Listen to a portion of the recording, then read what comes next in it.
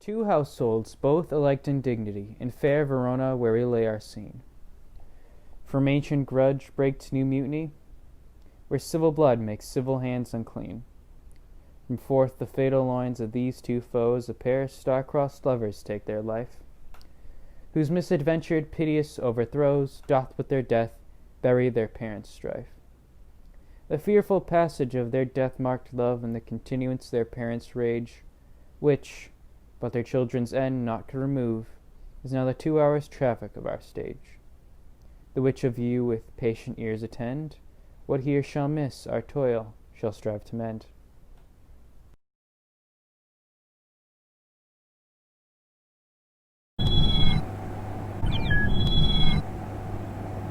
Gregory, on my word, we'll not carry coals. No, for then we should be colliers. I mean, and we being collar, will draw. Aye, while you live, draw your neck out of collar. I strike quickly, being moved. Thou art not moved quickly to strike. A dog of the house of Montague moves me.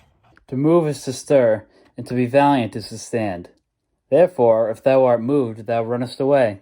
A dog of that house shall move me to stand. I will take to the wall any man or maid of Montague's. That shows thee a weak slave, for the weakest goes to the wall. 'Tis true, and therefore women, being the weaker vessels, are ever thrust to the wall. Therefore, I will push Montague's men from the wall and thrust the maids into the wall. The quarrel is between our masters and us, their men. 'Tis all one, and I will show myself a tyrant. When I fought with the men, I'll be civil with the ladies. I'll cut off their heads. The heads of the maids? Aye, the heads of the maids, or their maiden heads. Take it in what sense thou wilt. They must take it in sense that feel it. Me they shall feel when they're able to stand, and 'tis known I am a pretty piece of flesh. 'Tis well thou art not fish. If thou hadst been poor John. Draw thy tool. Here comes of the house of Montagues. My naked weapon is out. Quarrel, I will back thee. How? Turn thy back and run? Fear me not. No, marry, I fear thee. Let us take the law of our sides. Let them begin. I will frown as I pass by, and let them take it as they list. Nay, as they dare. I will bite my thumb at them, which is a disgrace to them if they bear it. Do you bite your thumb at us, sir? I do bite my thumb, sir. Do you bite your thumb at us, sir? Is the law of our sides if I say aye? No. No, sir. I do not bite my thumb at you, sir, but I do bite my thumb, sir. Do you quarrel, sir? Quarrel, sir? No, sir. But if you do, sir, I am for you. I serve as good a man as thee. No, better. Well, sir. Say better. Here comes one of my master's kinsmen. Yes, better, sir. You lie. Draw, if you be men. Gregory, remember thy washing below.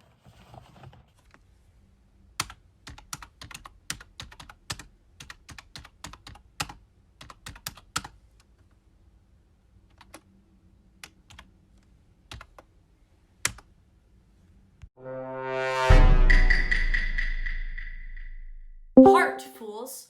Put up your swords! You know not what you do. What? Art thou drawn among these heartless hinds? Turn thee, Benvolio, and look upon thy death. I do but keep the peace. Now put up your sword, or manage to pray these men with me. What? Drawn and talk of peace. I hate the word as I hate hell, all Montagues and thee. Have at thee, coward! What noise is this? Give me my longsword, ho! A crutch, a crutch!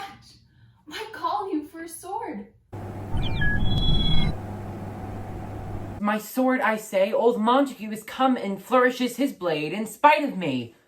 Thou villain, Capulet! Hold me not! Let me go! Thou shalt not stir one foot to seek a foe.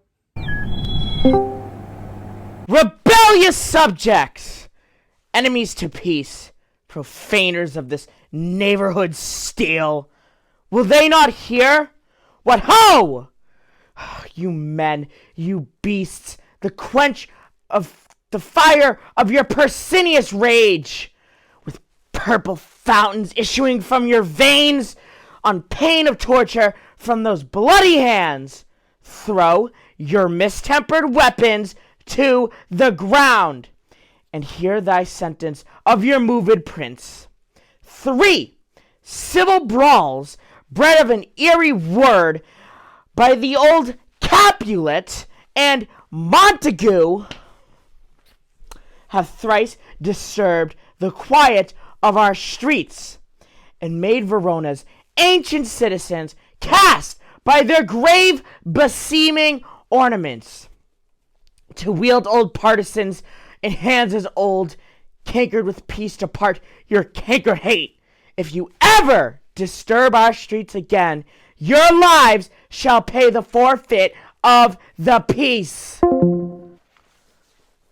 Who set this ancient quarrel new abroach? Speak, nephew. Were you by when it began? Here were the servants of your adversary, and yours, close fighting ere I did approach. I drew to part them. In the instant came the fiery Tybalt with his sword prepared, which, as he breathed defiance to my ears, he swung about his head and cut the winds, who, nothing hurt withal, hissed him in scorn. While we were interchanging thrust and blows, came more and fought on part and part, till the prince came, who parted either part. Oh, where is Romeo? Saw you him today? Right glad I am he was not at this fray.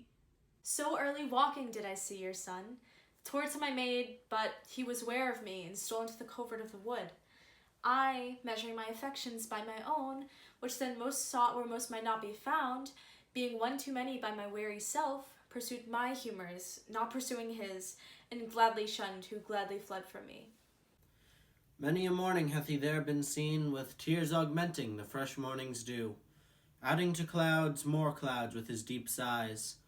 But also soon as the all-cheering sun should in the farthest east begin to draw the shady curtain from Aurora's bed, away from light steals home my heavy son, and private in his chamber pens himself, shuts up his windows, locks fair daylight out, and makes for himself an artificial night. Black and portentous must this humour prove, unless good counsel may the cause remove.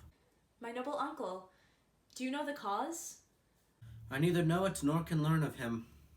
Have you importuned him by any means? Both by myself and many others, but he, his own affection's counsellor, is to himself, I will not say how true, but to himself, so secret and so close, so far from sounding and discovering, as is the bud bit with an envious worm, ere he can spread his sweet leaves to the air. Could we but learn from whence his sorrows grow, we would as willingly give cure as know. Oh, look where he comes.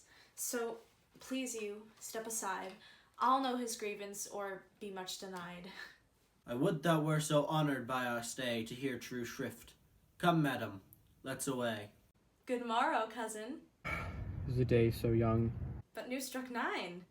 Ay me, sad hours seem long. Was that my father that went hence so fast? It was. What sadness lengthens Romeo's hours?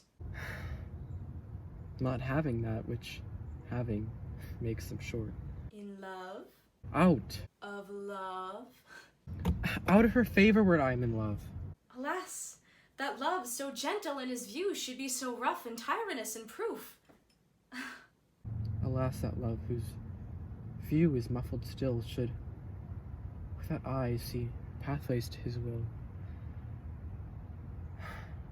Where shall we dine? Oh me, what fray was here yet? Tell me not, for I have heard it all. Here's much to do with hate, but more with love. Oh, why then? Oh, brawling love, oh, loving hate, oh, nothing. Anything of nothing first creed. This love feel I that feel no love in this. Dost thou not laugh? No, cuz. I rather weep. Good heart at what? At the good heart's oppression.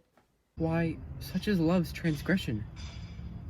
Griefs of mine own lie heavy in my breast, which thou wilt propagate to have it press with more of thine.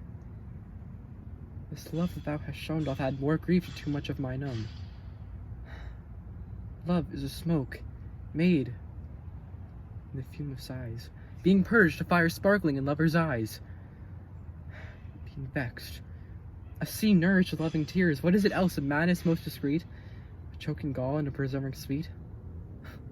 Farewell, my coz. Soft, I will go along, and if you leave me so, you do me wrong. Tut. I have lost myself, I am not here. This is not Romeo, he's some otherwhere. Tell me in sadness, who is it that you love? In sadness, cousin, I do love a woman. I am so near when I suppose you loved. Right good markman. And she's fair, I love. A right fair mark, fair cuz, as soonest hit. Well, in that hit you miss. She'll not be hit with Cupid's arrow, she hath the arms wit. In strong proof of chastity, well armed, from love's weak, childish bow she lives uncharmed. She will not stay the siege of loving terms, nor bide the encounter of assailing eyes, nor ope her lap to sing seducing gold. Oh, she's rich in beauty, only poor that when she dies, with beauty dies her store. Be ruled by me. Forget to think of her. Oh, teach me how I should forget to think. By giving liberty unto thine eyes. Examine other beauties. 'Tis the way to call hers exquisite, and question more. These heavy masks that kiss fair ladies' brows, in black puts us, in mind they hide the fair that he that is stricken blind cannot forget, precious treasure of his eyesight lost. Show me a mistress that is passing fair. What doth her beauty serve as but a note, where I may read who passed the passing fair. Farewell. Thou canst not teach me to forget. I'll pay that doctrine, or else die in debt.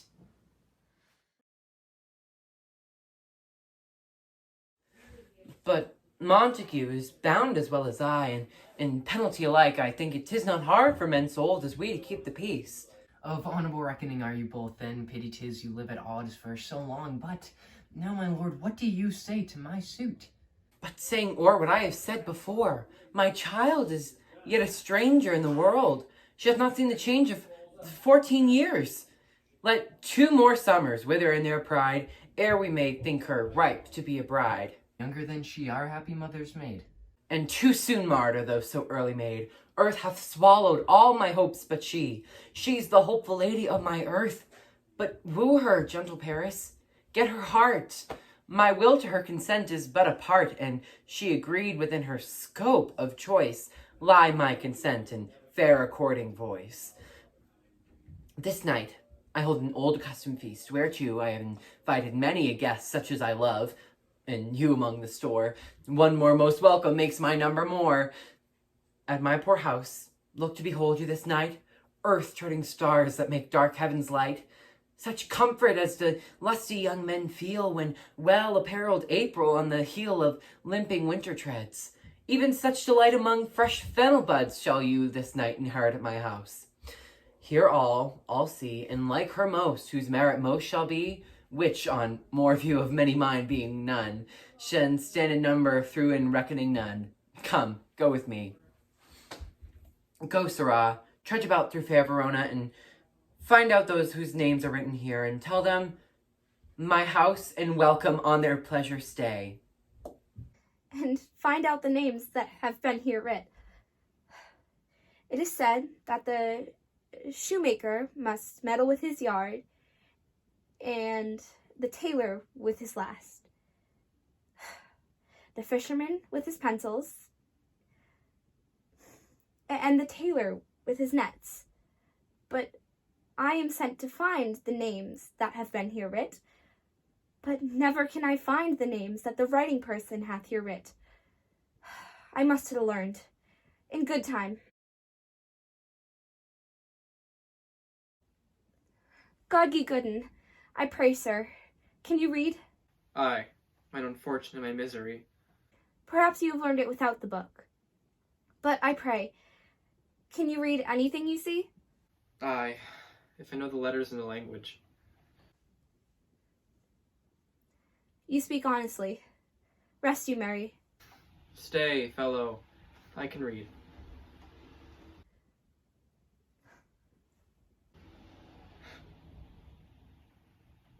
A fair assembly. Whither should they come? Up. Whither? To supper? To our house. Whose house? My master's. Indeed, I should have asked you that before. So now I shall tell you without asking. My master is the great and rich Capulet, and, if you be not of the house of Montagues, I pray, come and crush a cup of wine. Rest you, Mary.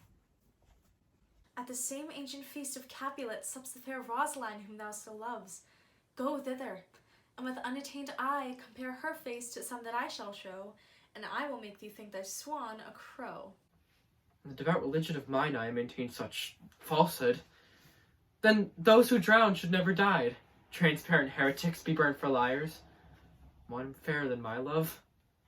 The all-seeing sun never saw her match since first the world began. Tut, you saw her fair, none else being by herself, poised with herself in either eye. But in that crystal scales let there be weighed your lady's love against some other maid that I shall show you, shining at this feast, and she shall scant show well that now seems best. I'll go along. No such sight to be shown, but to rejoice in splendor of mine own. Nurse, where's my daughter? Call her forth to me. Now by maidenhead a 12-year-old I bade her come. What lamb? What ladybird? God forbid, where is this girl? What Juliet? How now, who calls? Your mother. Madam, I am here. What is your will? This is the matter. Nurse, give us leave a while. We must talk in secret. Oh, nurse, come back again. I remembered me. Thou's hear our counsel. Thou knowest my daughter's of a pretty age. Faith, I can tell her age into an hour. She's not 14. I'll lay 14 of my teeth, and to my teen be it spoken, I have but 4. She is not 14. How long is it now till Amistad? A fortnight and odd days. Even or odd of all days of the year, come Lammas Eve, and at night shall she be 14. Susan and she, God rest ye all Christian souls, were of an age. Well, Susan is now with God. She was too good for me. But as I said, on Lammas Eve at night shall she be 14. That she shall! Oh, Mary, I remember it well. 'Tis since the earthquake now 11 years, and she was weaned. I never shall forget it. For I had then laid the wormwood on the nipple of my dog, sitting under the sun in the dove house wall. And my lord and you were at Mantua. Nay, I do bear a brain, but as I said, for when it did taste the wormwood on the nipple of my dog, it felt bitter, pretty fool to see it tetchy and fall out of the dug. And shake, quoth the dove house, 'twas no need I throw to bid me trudge.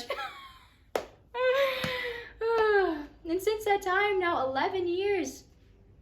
For then she could stand high, low, nay, by through she could have run and waddled all about, for even the day before she broke her brow, and my husband, God be with his soul, he was a merry man, took up the child. Yea, quoth he, thou shalt fall upon thy face. Wilt thou not fall backwards when thou hast more wit? Wilt thou not, Jewel? And by Holidam the pretty wretch was left in crying, and said, I! To see now how it just shall come about. And I warrant I shall live 1,000 years, but I shall never forget it. Wilt thou not, Jewel? And pretty fool, it didn't, said I! Enough of this. I pray thee, hold thy peace. Yes, madam, yet I cannot choose but laugh. To think it should leave in crying, and said I! And yet I warrant it had upon its brow a bump as big as a young crockle stone. A pearliest knock, and it cried bitterly. Yea, quoth my husband, fallest upon thy face? Wilt thou fall backwards when thou comest to an age? Wilt thou not, Jewel? And pretty fool, it didn't, said I. And stint thou too, nurse, I pray thee, say I. Peace I have done. God mark thee to his grace. Thou wast the prettiest babe that ever I nursed, and I might live to see thee marries once. I have my wish. Mary, that Mary's the very theme I came to talk of. Tell me, daughter Juliet, how stands your disposition to be married? It is an honor that I dream not of. In honor, were not I thine only nurse, I would say thou hast took the wisdom from thy deed. Well, think of marriage now. Younger than you here in Verona, ladies of esteem are already made mothers. By my count, I was your mother much upon these years that you are now a maid. Thus then, in brief, the valiant Paris seeks you for his love. A man, young lady? A man such as wax? Why, he's a man of the whole world. Verona's summer hath not such a flower. Nay, he's a flower, in faith, a very flower. What say you? Can you love the gentleman? This night you shall behold him at our feast, rear over the volume of young Paris's face, and find delight writ there with beauty's pen. Examine every married lineament, and see how one another lends content. And what obscured in this fair volume lies, find written in the margin of his eyes, this precious book, this unbound lover, to beautify him only lacks a cover. The fish lives in the sea, and 'tis much pride, for fair without the fair within to hide. The book in many's eyes doth share the glory, that in golden clasps lock in the golden story. So shall you share with all that he doth possesses, by having him, making yourself no less. No less? Nay, bigger. Women grow by men. Speak briefly. Can you like of Paris's love? Look to like, if looking liking move, but no deeper will I dart mine eye than your consent gives strength to make it fly. Madam, the guests are come, supper served up. You called? My young lady asked for. The nurse cursed in the pantry, and everything in extremity. I must hence to wait. I beseech you, follow straight. We follow thee. Juliet, the count he stays. Go, girl, seek happy nights to happy days.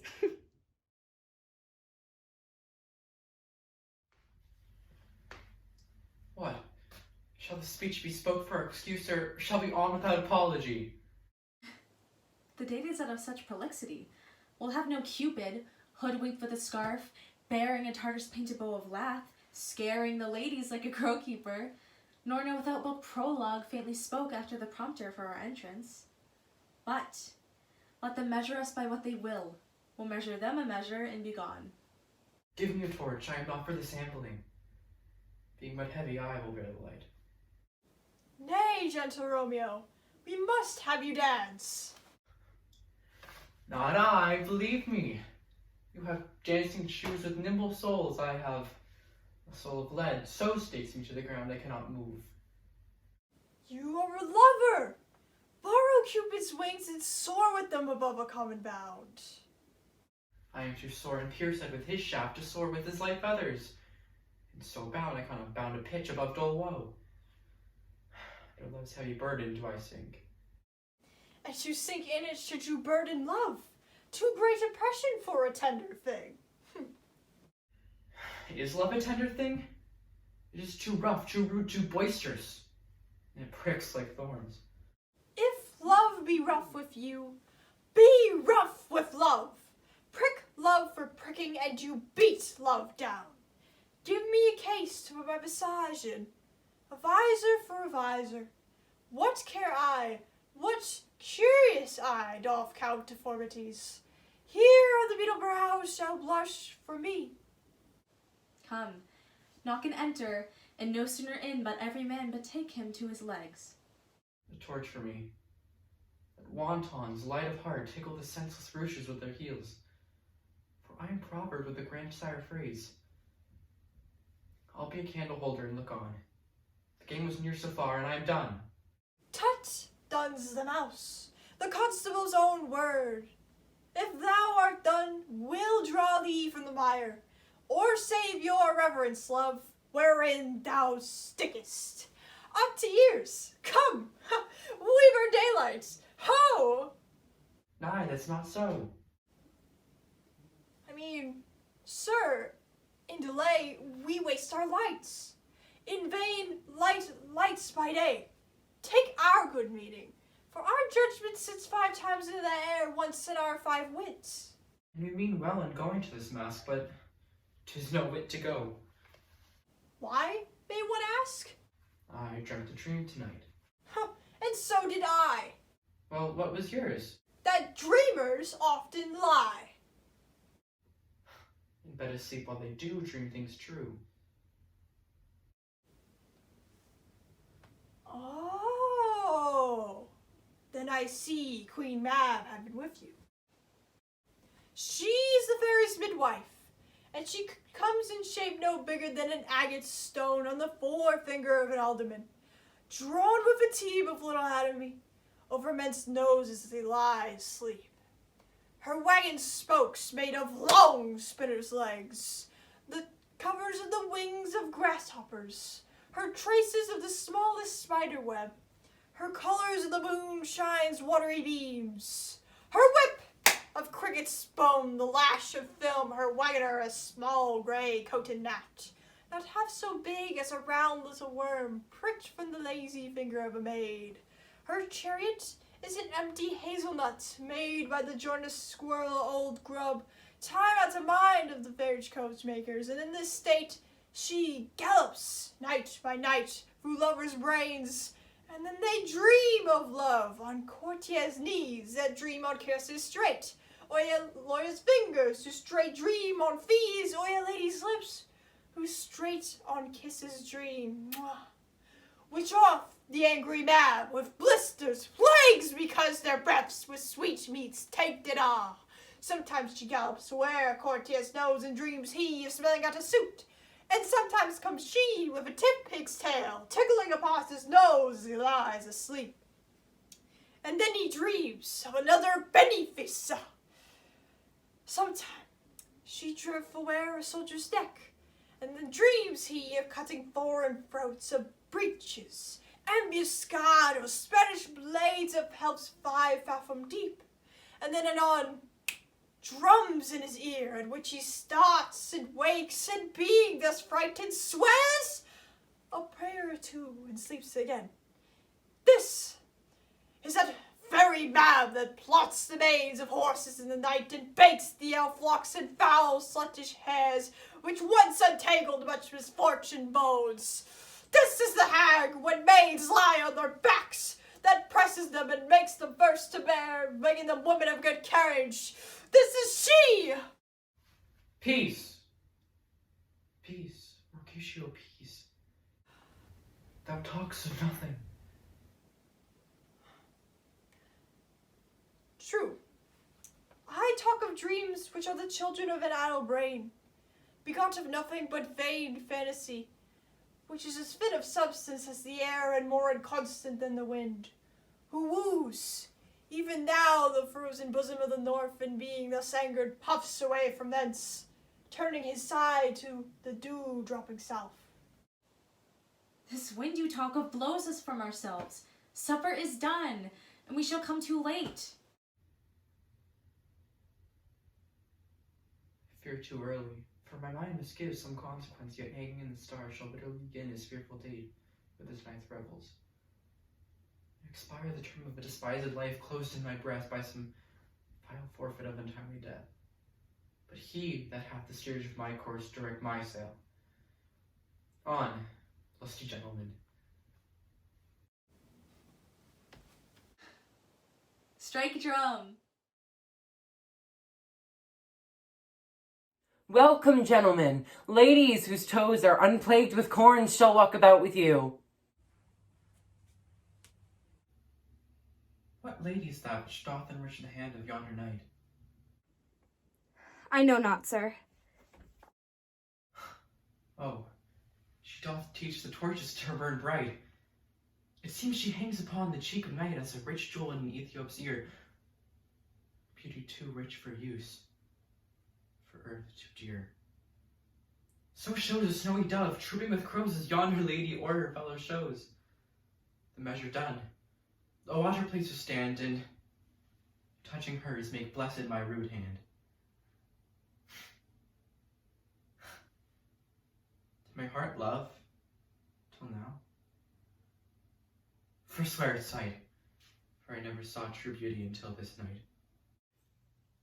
This, by his voice, should be a Montague. Boy, fetch me my rapier. What dares the slave, covered in an antic face, to fleer and scorn at our solemnity.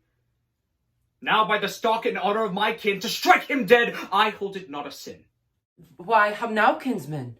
Wherefore storm you so?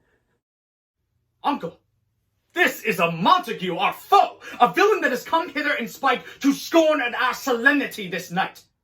Young Romeo, is it? 'Tis he, that villain Romeo. Content thee, gentle coz. Let him alone. He bears him like a portly gentleman, and to say truth, Verona brags of him to be a virtuous and well-governed youth. I would not for the wealth of all this town here in my house do him disparagement. Therefore be patient. Take no note of him.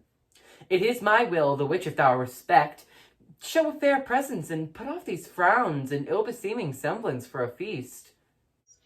It fits when such a villain is a guest. I'll not endure him.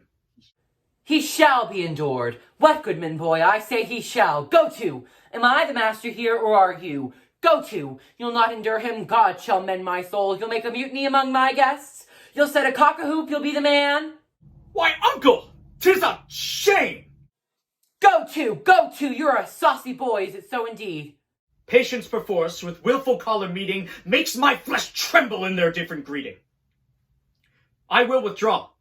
But this intrusion shall, now seeming sweet, convert to bitterest gall. If I profane with my unworthiest hand this holy shrine, this gentle sin is this. My lips, two blushing pilgrims, ready stand to smooth that rough touch with a tender kiss. Good pilgrim, you do wrong your hands too much, for which manly devotion shows in this. For saints have hands that pilgrims' hands do touch, and palm to palm is holy palmer's kiss. Have not saints' lips and holy palmers too? Aye, pilgrim, lips they must use in prayer. Oh then, dear saint, let lips do what hands do, they pray. Grant thou, lest fate turn to despair. The saints do not move, though grant for prayer's sake. And move not, why prayer's effect I take.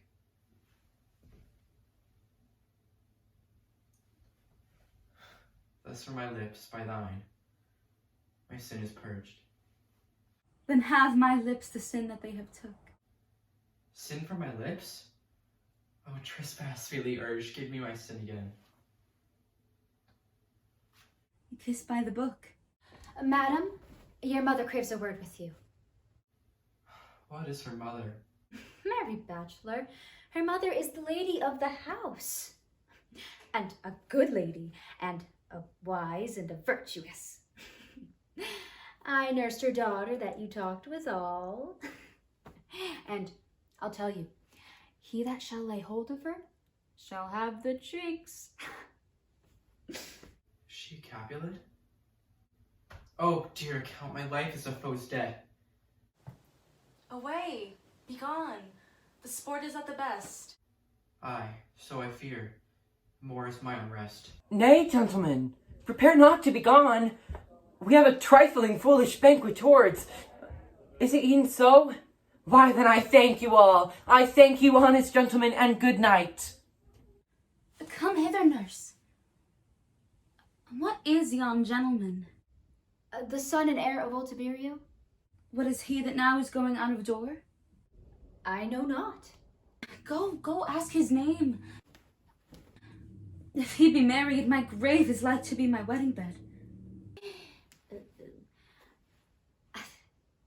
His name is Romeo, and he's a Montague, the only son of your great enemy. My only love sprung from my only hate. Too early seen unknown and known too late. Prodigious love it is to me that I should love a loathed enemy.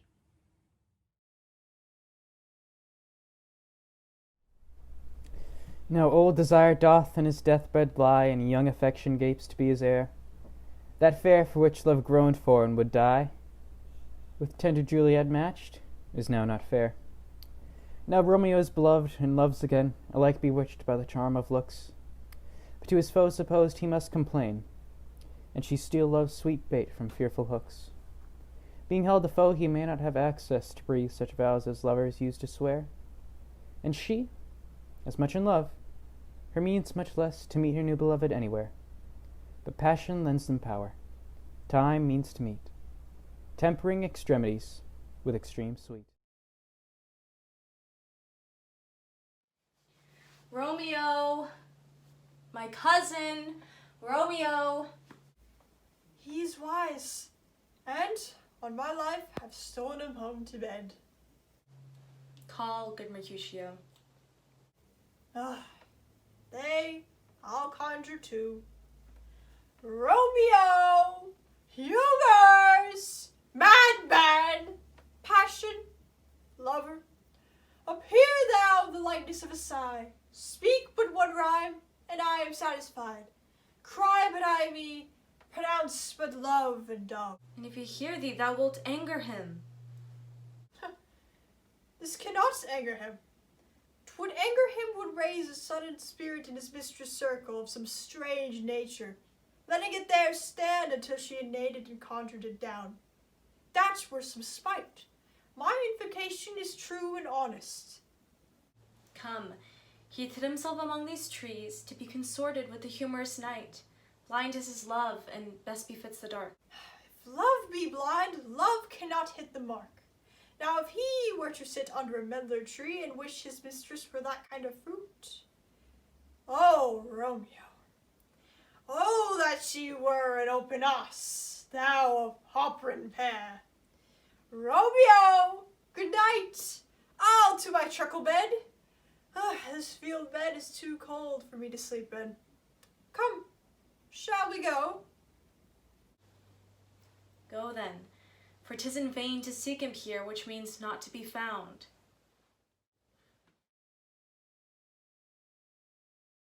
Just scars that never felt a wound. But soft, what light from yonder window breaks? It is the east, and Juliet is the sun. Arise, fair sun, and kill the envious moon who is already sick and pale with grief, that thou, her maid, art far more fair than she. Be not her maid, as she is envious. Her vestal livery is but sick and green, and none but fools do wear it. Cast it off. It is my lady. Oh, it is my love. But she knew she were. She speaks. Yet she says nothing. What of that? Her eye discourses. I will answer it. I am too bold. 'Tis not to me she speaks. To the bright stars in all the heavens having some business to entreat her eyes, to twinkle in their spheres till they return. What if they were there? They, in her head, the brightness of her cheek would shame those stars as daylight doth a lamp. Her eye in heaven would through the airy region stream so bright the birds sing and think it were not night. See how she leans her cheek upon her hand, that I wear a glove upon that hand, that I may touch that cheek. Ay me. She speaks. Oh, speak again, bright angel. O Romeo, Romeo, wherefore art thou Romeo?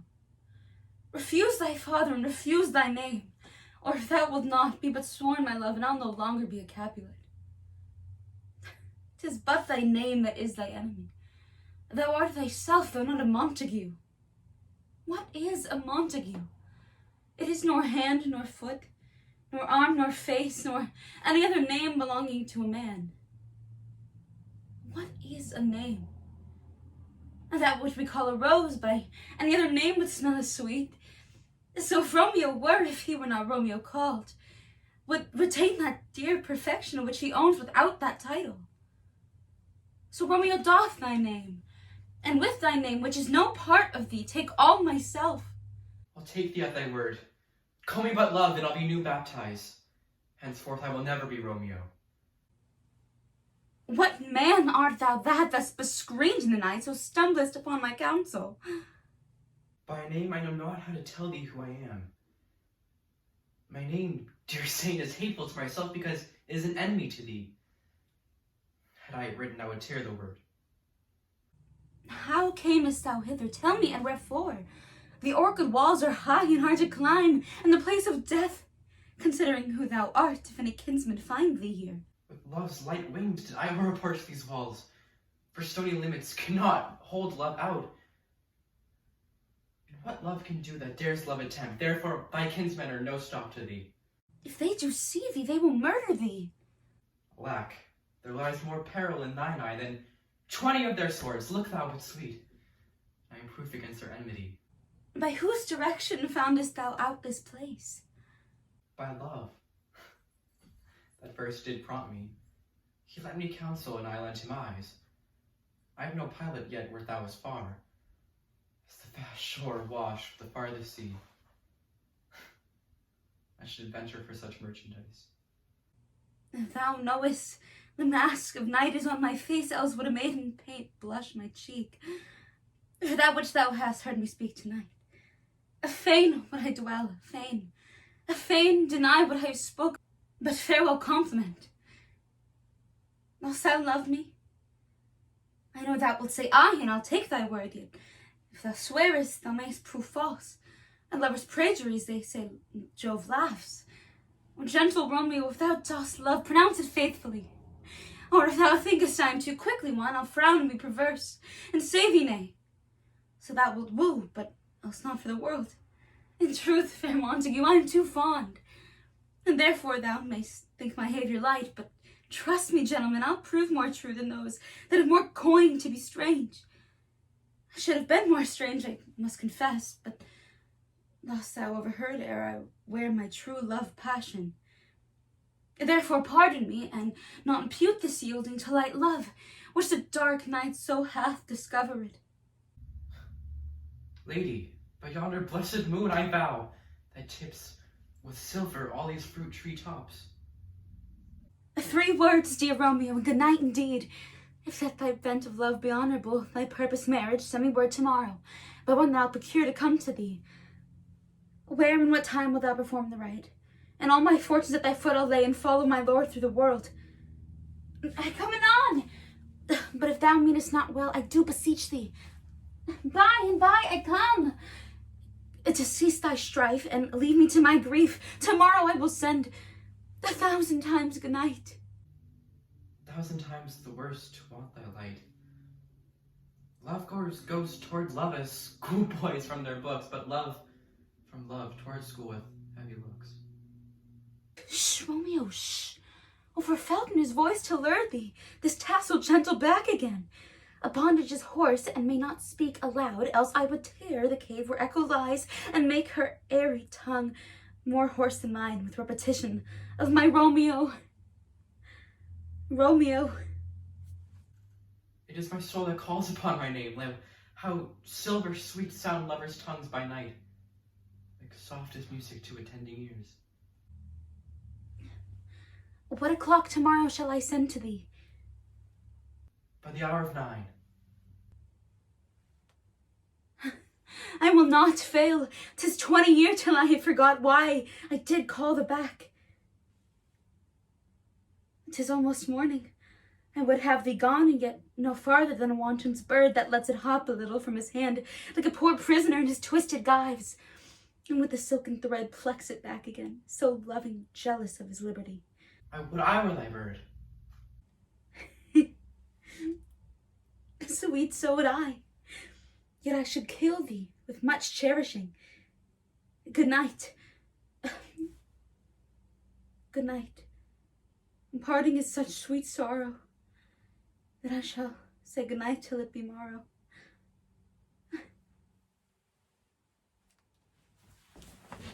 Sleep dwell upon thine eyes, peace in my breast. Would I were sleep and peace so sweet to rest. Hence will I to my ghostly friar's cell, his help to crave and my dear hap to tell.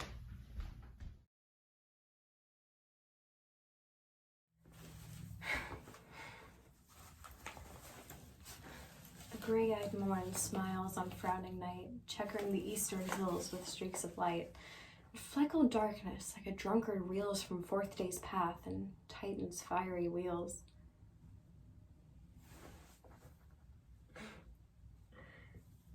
In the infant rind of this weak flower, poison hath residence and medicine power. For this, being smelt, which that part cheers each part, being tasted, stays all senses of the heart. Two such opposed kings encamp them still, and man as well as herbs, grace and rude will. But where the worser is predominant, full soon the canker death shall eat this plant. Good morrow, Father. Benedicite, what early tongue so soon saluteth me? Young son argues a distempered head so soon to bid good morrow to thy bed. Care keeps his watch in every old man's eye, but where care lodges, sleep will never lie. But where unbruised youth with unkempt brains doth couch his limbs, there golden sleep doth reigns. Therefore thy earliness doth me assure thou art unproused with some distemperature. Or, if not so, then here I hit it right. Our Romeo hath not been in bed tonight. That last is true. The sweeter rest was mine. God pardon sin, was thou with Rosaline? With Rosaline? My ghostly father, no! I forgot that name, and that name's woe. That's my good son. But where hast thou been then? I'll tell thee ere thou ask it me again. I've been feasting with mine enemy, where on a sudden one hath wounded that's by me wounded. Both of remedies within thy help and holy physic lies. I bear no hatred, blessed man, for lo, my intercession likewise steads my foe.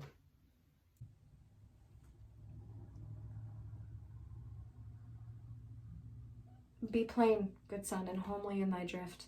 Riddling confession finds but riddling shrift.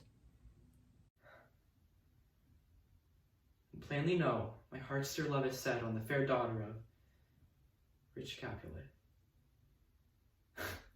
As mine on hers, so hers is set in mine, and all combined, save what thou must combine by holy marriage. When and where how we met, we wooed and made exchange of vows. I'll tell thee as we pass, but this I pray. Thou consent to marry us today.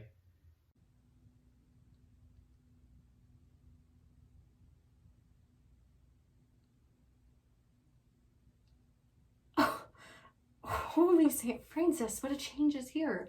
Is Rosaline that thou did love so dear so soon forsaken? Young men's love then lies not truly in their hearts, but in their eyes. Jesu Maria, what a deal of brine hath washed thy sallow cheeks for Rosaline!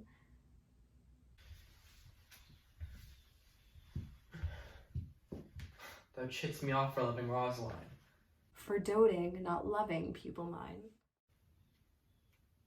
And baddest me bury love? Not in a grave to lay one in, another out to have. I pray thee, chide me not. Her I love now doth grace for grace, and love for love allow. The other did not so. No, she knew well thy love did read by rote that could not spell. But come, young waverer, come, go with me. In one respect, I'll thy assistant be, for this alliance may so happy prove to turn your household's rancor to pure love. Let us hence. I still in sudden haste. Wisely and slow, they stumble that run fast.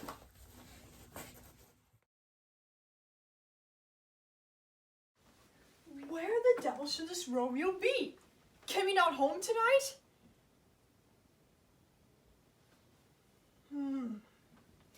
Alas, poor Romeo. He's already dead, stabbed with a white wench's black eye.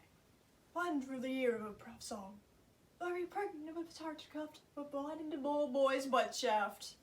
And is he a man to encounter Tybalt? Why? What is Tybalt? More than a prince of cats. Oh, he's the courageous captain of compliments. He fights as you sing brick song, keeps time, distance, and proportion. Rests as minimum rests. 1, 2, and the third in your bosom. A very picture of a silk butt. Duelist. A duelist. A gentleman of the very first and second cause. Ah, the immortal passado. The punto reverso. The hey. The what? Antics, lisping, affecting phantasmes. These new tuners of accent. By Zoo, a very good blade. A very tall man. A very good whore. Why, how is this a lamentable thing, Brett Sire? That we should be supplanting for strange wise. These fashion mongers, these pardon me's. Besides so much of little woman things, TMHS around the bench. Oh, they're bones! They're bones! Here comes Romeo. Here comes Romeo. Oh, that is roe, like a dried herring. Oh, flesh, flesh, how art thou fishified? I was him for a man for the shorts for Lynn. Oh, whereto his lady was strange. Married, she had better lodge behind her. Dido and Dowdy, Cleopatra and Gypsy, Helen, Hero, Hildings and Harlots, Bisbee, a grey eye or so, but not too numerous. Signor Romeo, bonjour. There's a French salutation to your French slop. You gave us the counterfeit fairly last night. Good morrow to you both. What counterfeit did I give you? The slip, sir. The slip. Can you not conceive? Stop there, stop there. Here's goodly gear, a sail, a sail. 2-2. A shirt and a smock. Peter? Anon. My fan, Peter. Good Peter. To hide her face, for her fan's the fairer face. God good morrow to you, gentlemen. God you good fair gentlewoman. Is it good 'Tis no less, tell you. But if body have some guile upon the prick of noon. Out upon you! What a man are you! One, gentlewoman, that God hath made himself to mar. By my troth, it is well said, for himself to mar, quoth he. Can any of you tell me where I may find the young Romeo? I could tell you, but young Romeo will be older when you found him than he was when you saw him. I'm the youngest of that name for multiple words. You say well. Yeah, is the worst well? I mean, I told my faith wisely. Wisely. She will indict him to some supper. Abide, abide, abide. So ho! What hast thou found? A hare, sir. Unless a hare, sir, and rotten pie. The sopping soil and hour and ere to be spent. An old hare whore and an old hare whore is very good meat in Lent. But a hare that is whore is too much for a score and well worth that meat be spent. Romeo, will you come to your father's? Will to dinner hither. I will follow you. Farewell, ancient lady. Farewell, lady, lady, lady. I pray you, sir, what saucy merchant was that so full of his ropery? A gentleman, nurse, that loves to hear himself speak, and will speak more in a minute than he'll stand to in a month. And if he speak anything against me, I'll take him down. And if he were lustier than he is in 20 such jacks, scurvy knave, I am none of his flirt gills, I am none of his scary mates. And thou must stand by too, and suffer every knave to use me at his pleasure. I saw no man use you at his pleasure, And if I had, my weapon should quickly have been out. I warrant you. I dare draw as soon as another man. If I see occasion in a good quarrel, and the law on my side. Now, for God, I am so vexed that every part of me quivers. Screwy me. I pray you, sir, a word.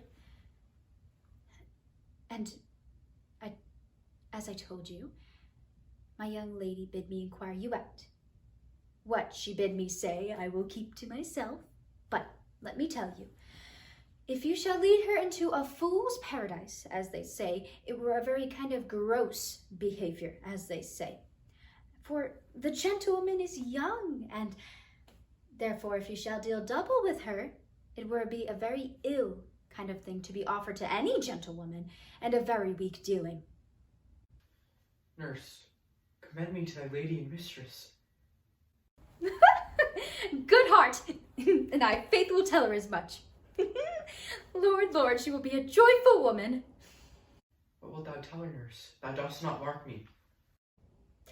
I will tell her, sir, that you do protest, which, as I take it, is a gentlemanlike offer.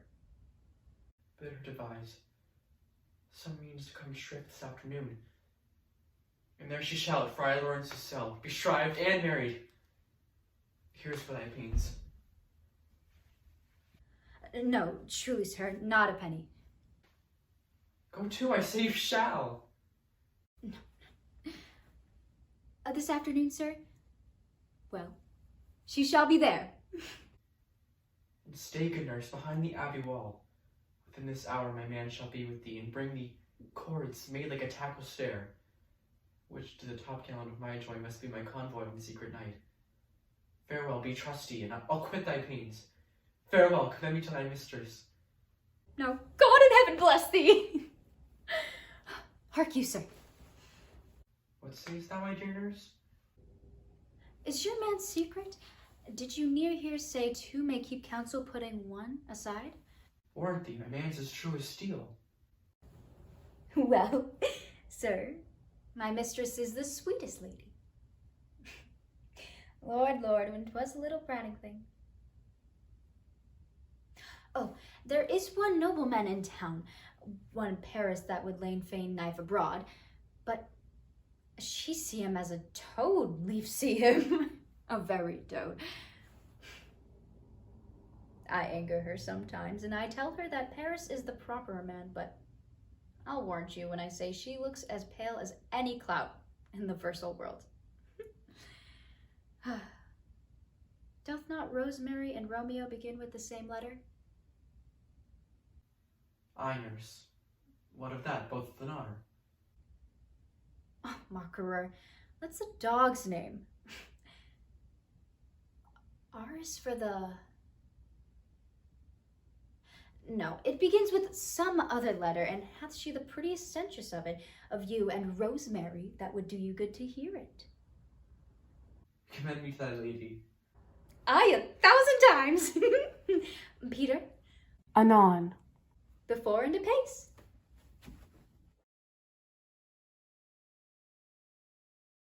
The clock struck 9 when I did send the nurse.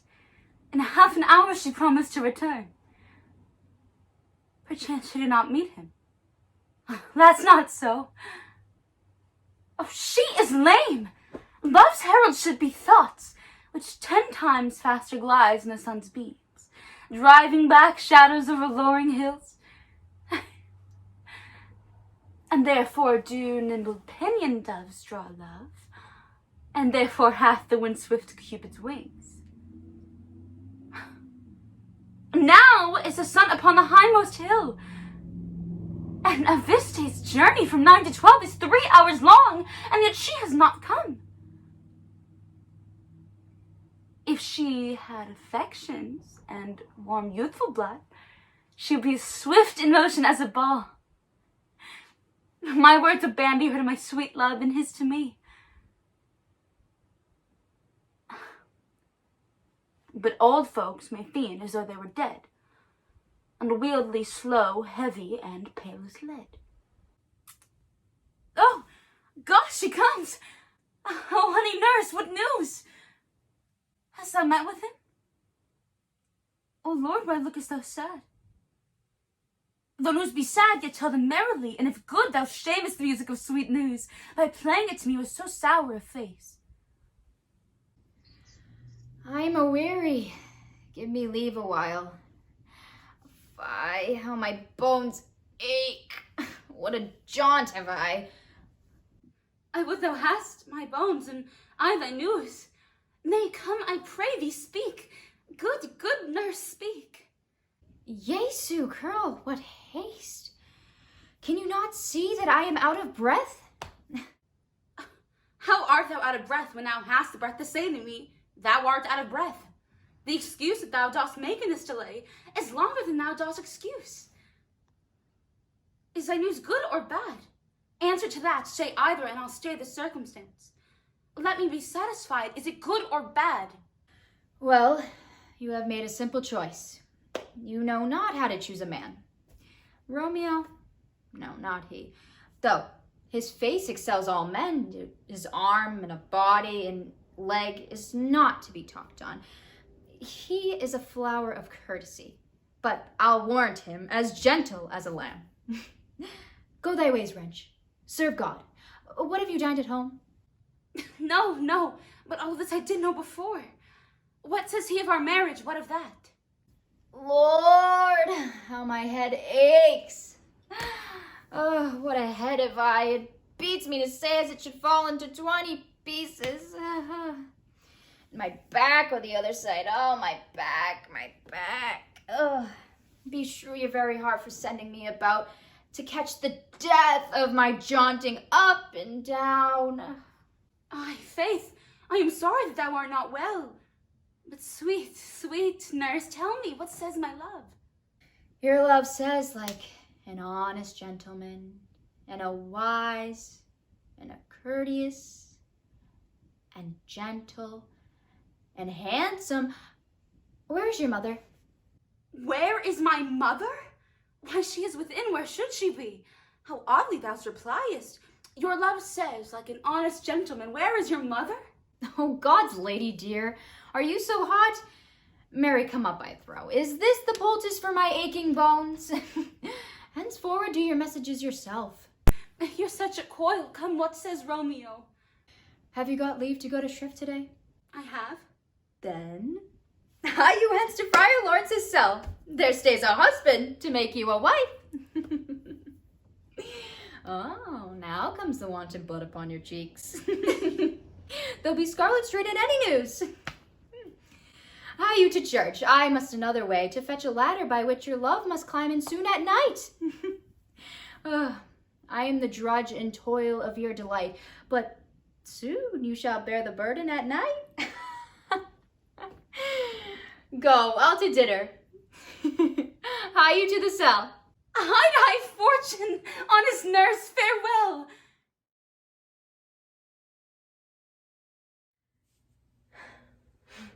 So smile the heavens upon this holy act that after our sorrow chide us not. Amen, but come what sorrow can. It cannot countervail the exchange of joy that one short minute gives me in her sight. Do thou but close our hands with holy words. Love devouring death, do what ye dare. It is enough I may call her but mine. These violent delights have violent ends, and in all our triumphs die like fire and powder, which as they kiss consume. The sweetest honey is loathsome in its own deliciousness, and in the taste confounds the appetite. Therefore love moderately, long love doth so. Too swift arrives as tardy as too slow.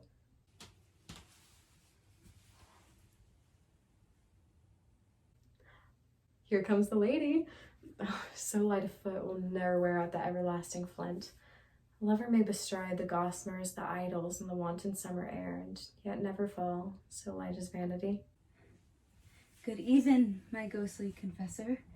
Ah, Juliet, the measure of thy joy be heaped like mine, that thy skill be more to blazon it. Sweeten with thy breath the neighbor air, and let rich music's tongue unfold the imagined happiness that both receive in either by this dear encounter. Conceit, more rich in matter than of words. brags of his substance, not of his ornament. They are but beggars who can count their worth. For my love has grown to such excess that I cannot sum up some of half my wealth. Come with me, and we shall make short work. For by your leaves you shall not stay alone till Holy Church incorporate two in one.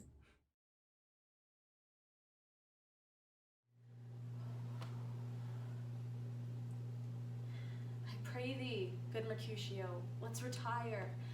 The day is hot, the candles are abroad, and if we meet, we shall not escape a brawl. These hot days is the mad blood stirring.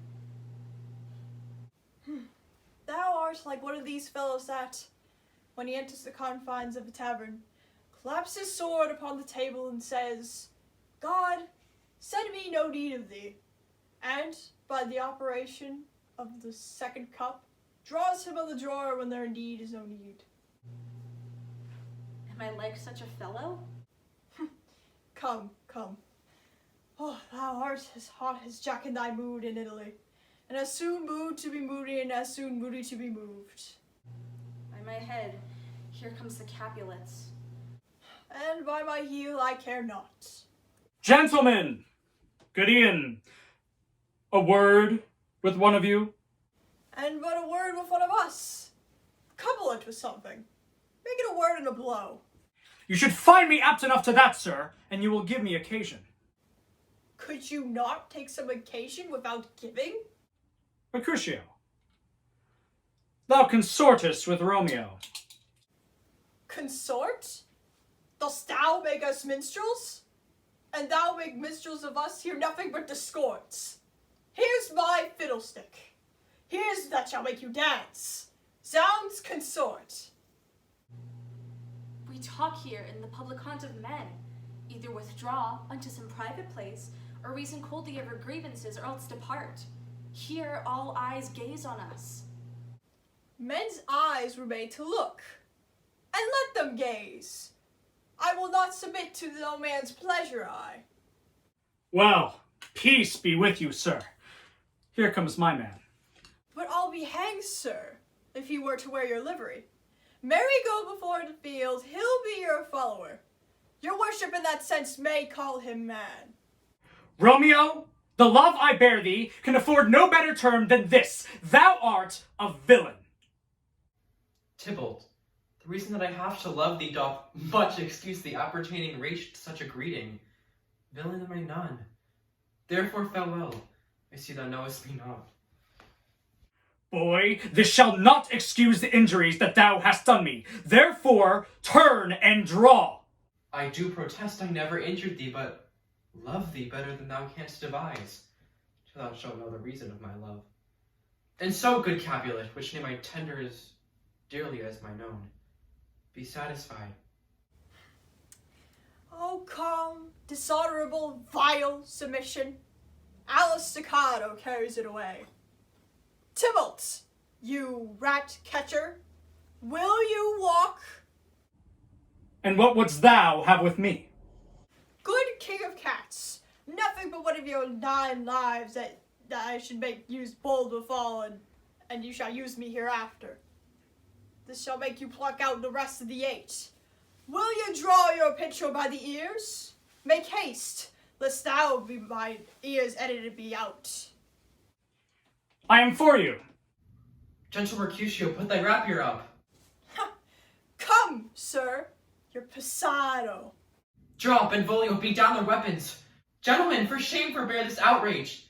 Tybalt, Mercutio, the prince expressly hath forbid this bandying in Verona streets. Hold, Tybalt, good Mercutio!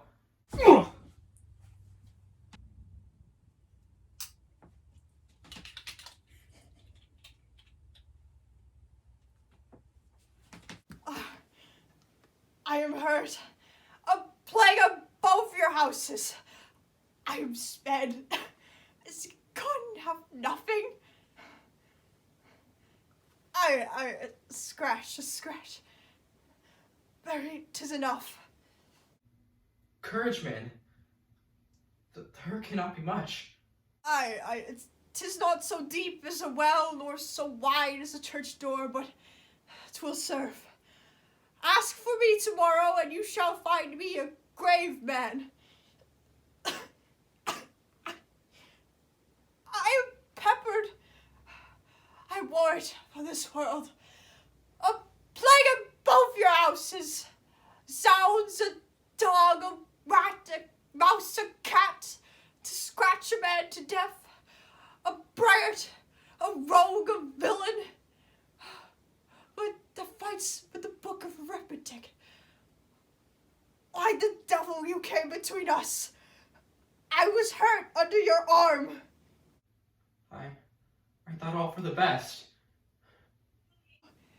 Help me to some house, Benvolio, or I shall faint.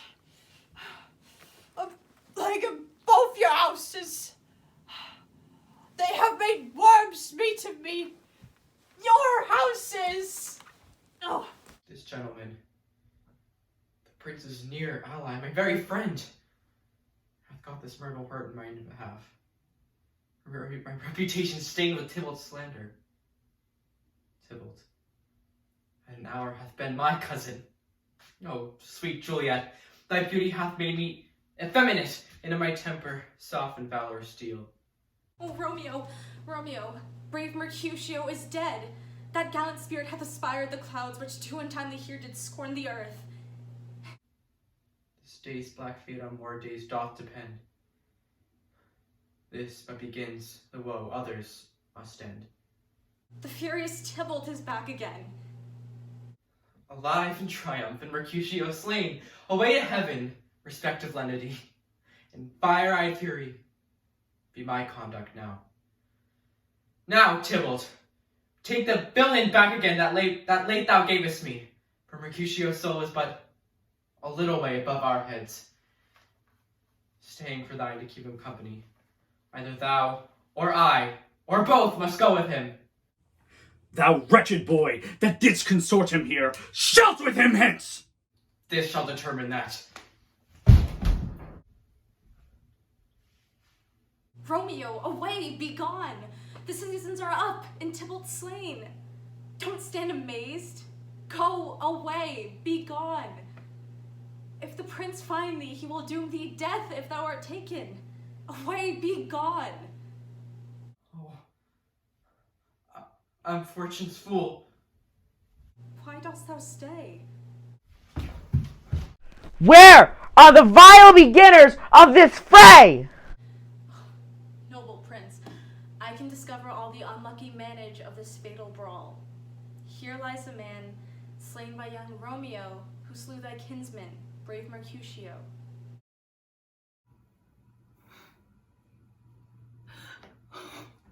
Tybalt, my cousin, oh, my brother's child, oh, prince, cousin, oh, husband, the blood is spilled to my dear kinsman. Prince, as thou art true, for blood of ours shed blood of Montague. Oh, cousin, cousin. Benvolio, who began this bloody fray? Tybalt, here slain, whom Romeo's hand did slay. This is the truth, or let Benvolio die. He's kinsman to Montague. Affection makes him false. He speaks not the truth. Some 20 of them fought in this black strife, and all 20 of those could but kill one life. I beg for justice, for thou, prince, must give. Romeo slew Tybalt. Romeo must not live.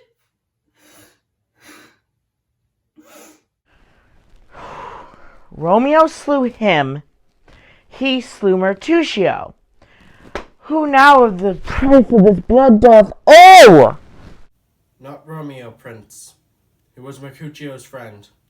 His fault concedes but what the law must end, the life of Tybalt. And for that offense, immediately do we exile him hence. I have an interest in your heart's proceeding. My blood for your rude brawls doth a-bleeding.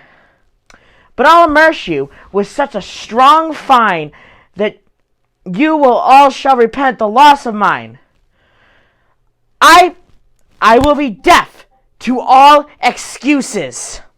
nor tears, nor prayers shall purchase out abuses. Therefore us none, let Romeo hence in haste. Else, when he is found, that hour is his last. Bear hence this body and attend our will. Mercy but murders, pardoning those that kill. Come, night, come, Romeo. Come thou day and night, for thou wilt lie upon the wings of night, whiter than a snow upon a raven's back. Come, gentle night.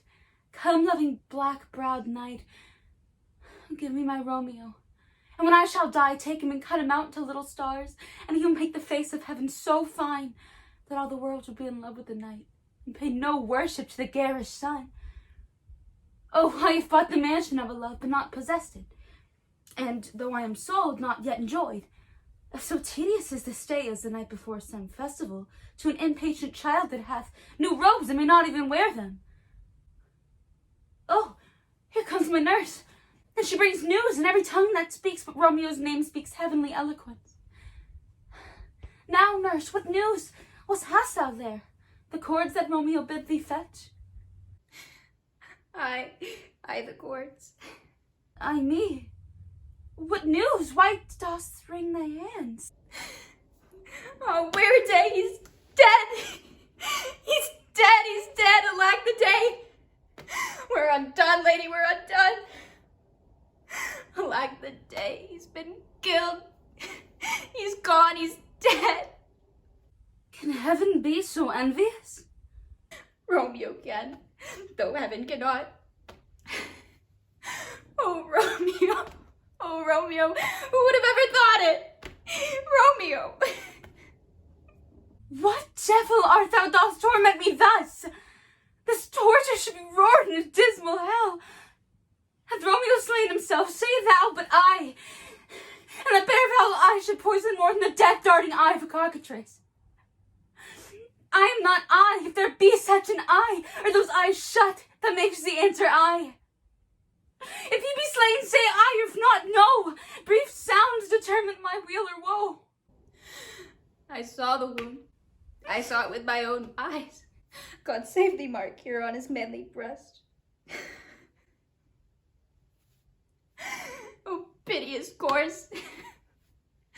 Pale as ashes. Oh, gore and blood, all debottled in blood. Oh, I swooned at the sight.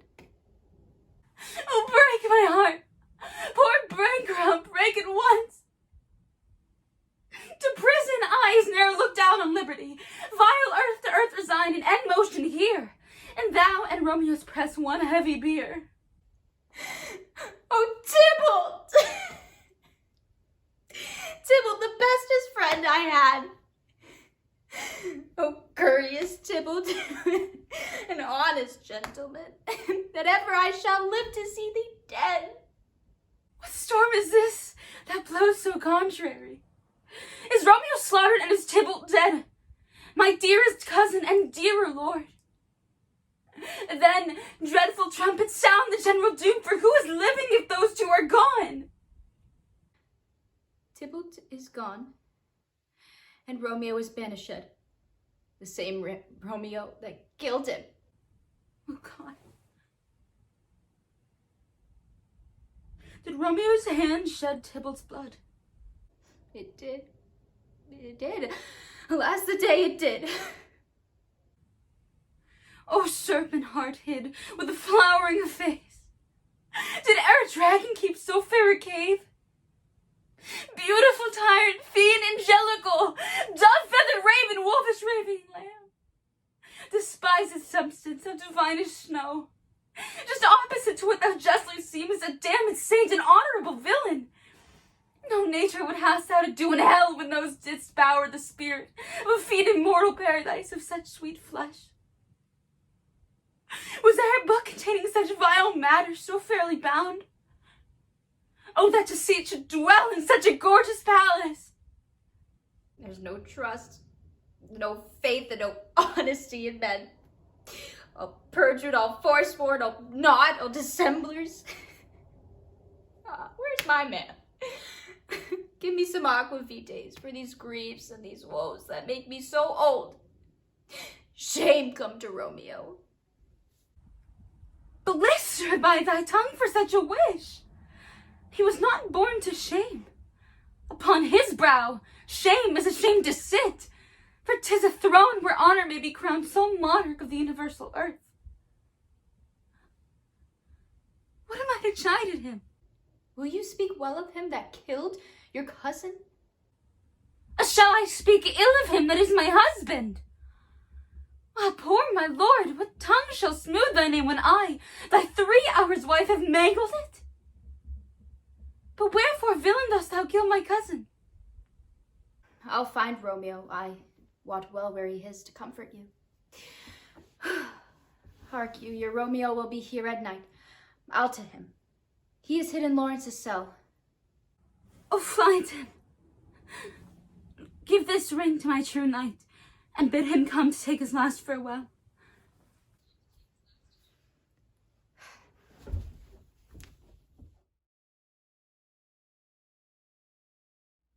Romeo, come forth. Come forth, thou fearful man. Affliction is enamored of thy parts, and thou art wedded to calamity. Father, what news? What is the prince's doom? What sorrow craves acquaintance at my hand that I yet know not? Too familiar is my good son with such sour company. I bring thee tidings of the prince's doom. Less than doomsday is the prince's doom.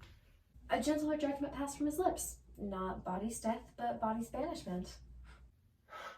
Ha! Banishment. Be merciful, say death, for exile hath more terror in his look. Much more than death. Please do not say banishment. Here from Verona art thou banished. Be patient, for the world is broad and wide. There is no world without Verona walls, but purgatory, torture, hell itself. Hence banished is banished from the world, and the world's exile is death. Calling death banished, thou cuttest my head off with a golden axe and smilest upon the stroke that murders me. Dead we sin. Rude unthankfulness. By fault our law caused death, but the kind prince taking thy part hath brushed aside the law and turned that black word death to exile. This is dear mercy, and thou seest it not. 'Tis torture and not mercy. Heaven is here, where Juliet lives, and every cat and dog and little mouse. Every unworthy thing live here in heaven and may look on her. Romeo may not. Thou fond madman, hear me a little speak. Oh, thou wilt speak again of banishment. I'll give thee armor to keep that word off, adversity sweet milk, philosophy to comfort thee, though thou art banished. Yet banished? Hang up philosophy. This philosophy can make a Juliet, explains the town, reverses prince's doom, and helps not, it prevails not, so talk no more. Oh, then I see that madmen have no ears. How should they, when that wise men have no eyes? Let me dispute with thee of thy estate. Thou canst not speak if thou dost not feel. Wert thou as young as I, Juliet thy love, an hour but married, Tybalt murdered, doting like me and like me banished. Then mightest thou speak, then mightest thou tear thy hair and fall upon the ground as I do now, taking the measure of an unmade grave. Arise. One knocks. Good Romeo, hide thyself. Not I, unless the breath of heart that groans amiss like fold me from the search of eyes. Hark how they knock. Stay a while. Romeo, hide thyself, that will be taken. Who's there? Stand up, run to my study. By and by. God's will, what simpleness is this? I come. Who knocks so hard? Whence come you? What's your will? Let me come in, and you shall know my errand. I come from Lady Juliet. Welcome then. Oh, holy friar, oh, tell me, holy friar, where is my lady's lord? Where is Romeo? There on the ground, with his own tears made drunk. Stand up! Stand up, stand, and you be a man. For Juliet's sake, rise and stand. Why should you fall so deep into an O? Nurse. Ah, sir, death is the end of all. Spakest thou of Juliet? How is it with her? Oh, she says nothing, sir, but weeps and falls on her bed and then back up again. And then the Tybalt calls and then Romeo cries and then falls back down again. As if that name, shot from the deadly level of a gun, did murder her. As that name's cursed hand murder her kinsman. Oh, tell me, friar, tell me, in what vile part of this anatomy doth my name lodge? Tell me, so that I may sack this hateful mansion! Hold thy desperate hand. Art thou a man? Thy form cries out thou art. Thy tears are womanish. Thy wild acts denote the unreasonable fury of a beast. A seeming woman and a seeming man, an ill-beseeming beast in both. Thou hast amazed me. By my holy order, I thought thy disposition better tempered. Hast thou slain Tybalt? Will thy slay thyself and slay thy lady that in thy life lives by doing damned aid upon thyself? What rouse thee, man? Juliet is alive, for whose dear sake thou wast but lately dead. There art thou happy.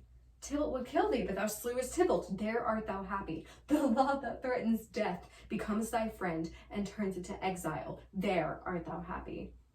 A pack of blessings light upon thy back. Happiness courts thee in her best array, but like a misbehaved and sullen wench thou pouts upon thy fortune and thy love.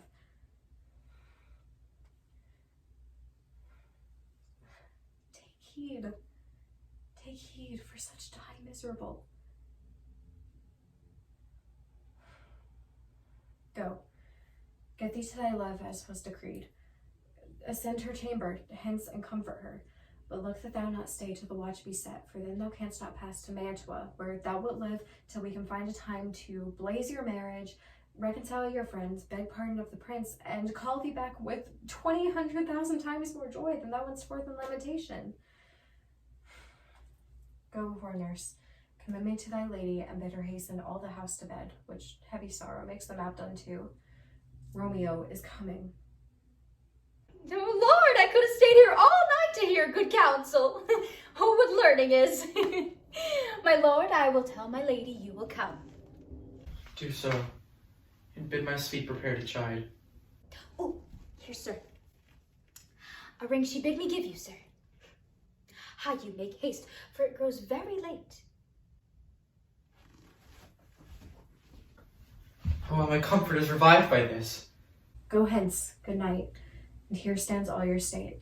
Either be gone before the watch be set, or by the break of day, disguised from hence, sojourn in Mantua.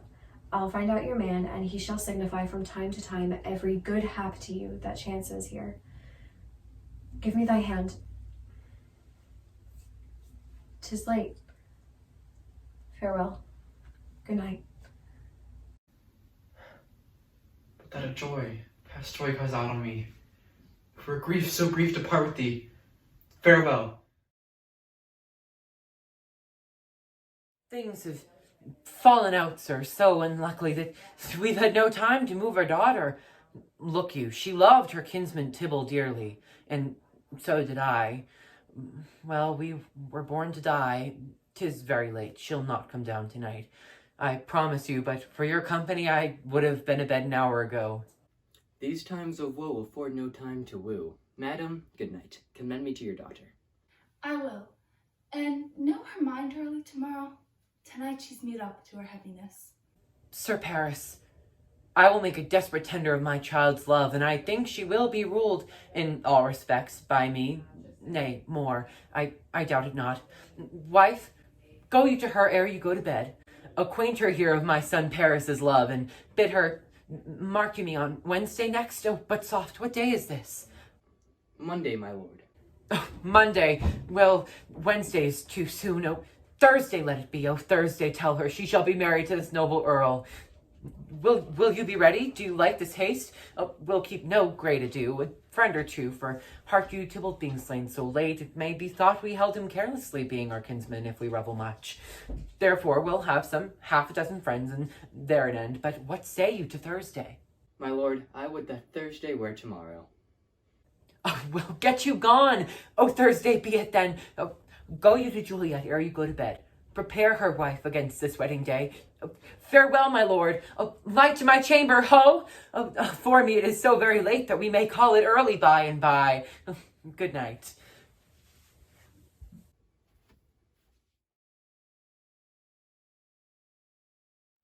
Wilt thou be gone? It is not yet mere day. For it was the nightingale, and not the lark, that pierced the fearful hollow of thine ear. Sweetly she sings on yon pomegranate tree. It was the nightingale, my love, believe me, it was. I must be gone and live, or stay and die. Let me be taken. Let me be put to death. I am content, so thou wilt have it so. I'll say on graves, not the morning's eye, 'tis but the pale reflex of Cynthia's brow. Nor that is not the lark whose notes do beat the vaulty heavens so high above our heads. I have more care to stay than will to go. Come, death, and welcome. Juliet Wilson so. How is it, my soul? Let's talk, it is not day. It is, hie hence, be gone away. It is the lark that sings so out of tune, straining harsh discords and unpleasing sharps. Some say the lark and loathed toad changed eyes. Oh, now, I would they had changed voices too. Be gone. More light it grows. More light and light, more dark and dark our woes. Madam, Nurse? your lady mother is coming to your chamber. Be wary, the day is broken. Look about. Aye, the window, let day in, let life out. Farewell, farewell. Art thou gone so? Love, Lord, I husband, friend, I must hear from thee every day and the hour, for in a minute there are many days. Oh, by this count I shall be much in years ere again behold my Romeo. I will omit no opportunity that may convey my greetings, love, to thee. Thinkest thou we shall ever meet again? I doubt it not. And all these woes shall serve for sweet discourses in our time to come. Oh God, I have an ill-divining soul.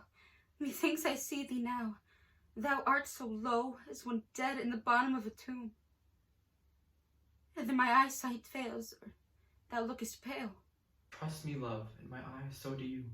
Dry sorrow drinks our blood. Adieu. Adieu. Oh, fortune, fortune, all men call thee fickle. If thou art fickle, what dost thou with him that is renowned for faith? Be fickle, fortune, for then I hope thou wilt not keep him long, but send him back. Oh, daughter, are you up? Why, how now, Juliet? Madam, I am not well. Evermore weeping for your cousin's death? What, wilt thou wash him from his grave with tears? And if thou couldst not make him live. Therefore have done. Some of grief shows much of love, but much of grief still shows some want of wit. Yet let me weep for such a feeling of loss.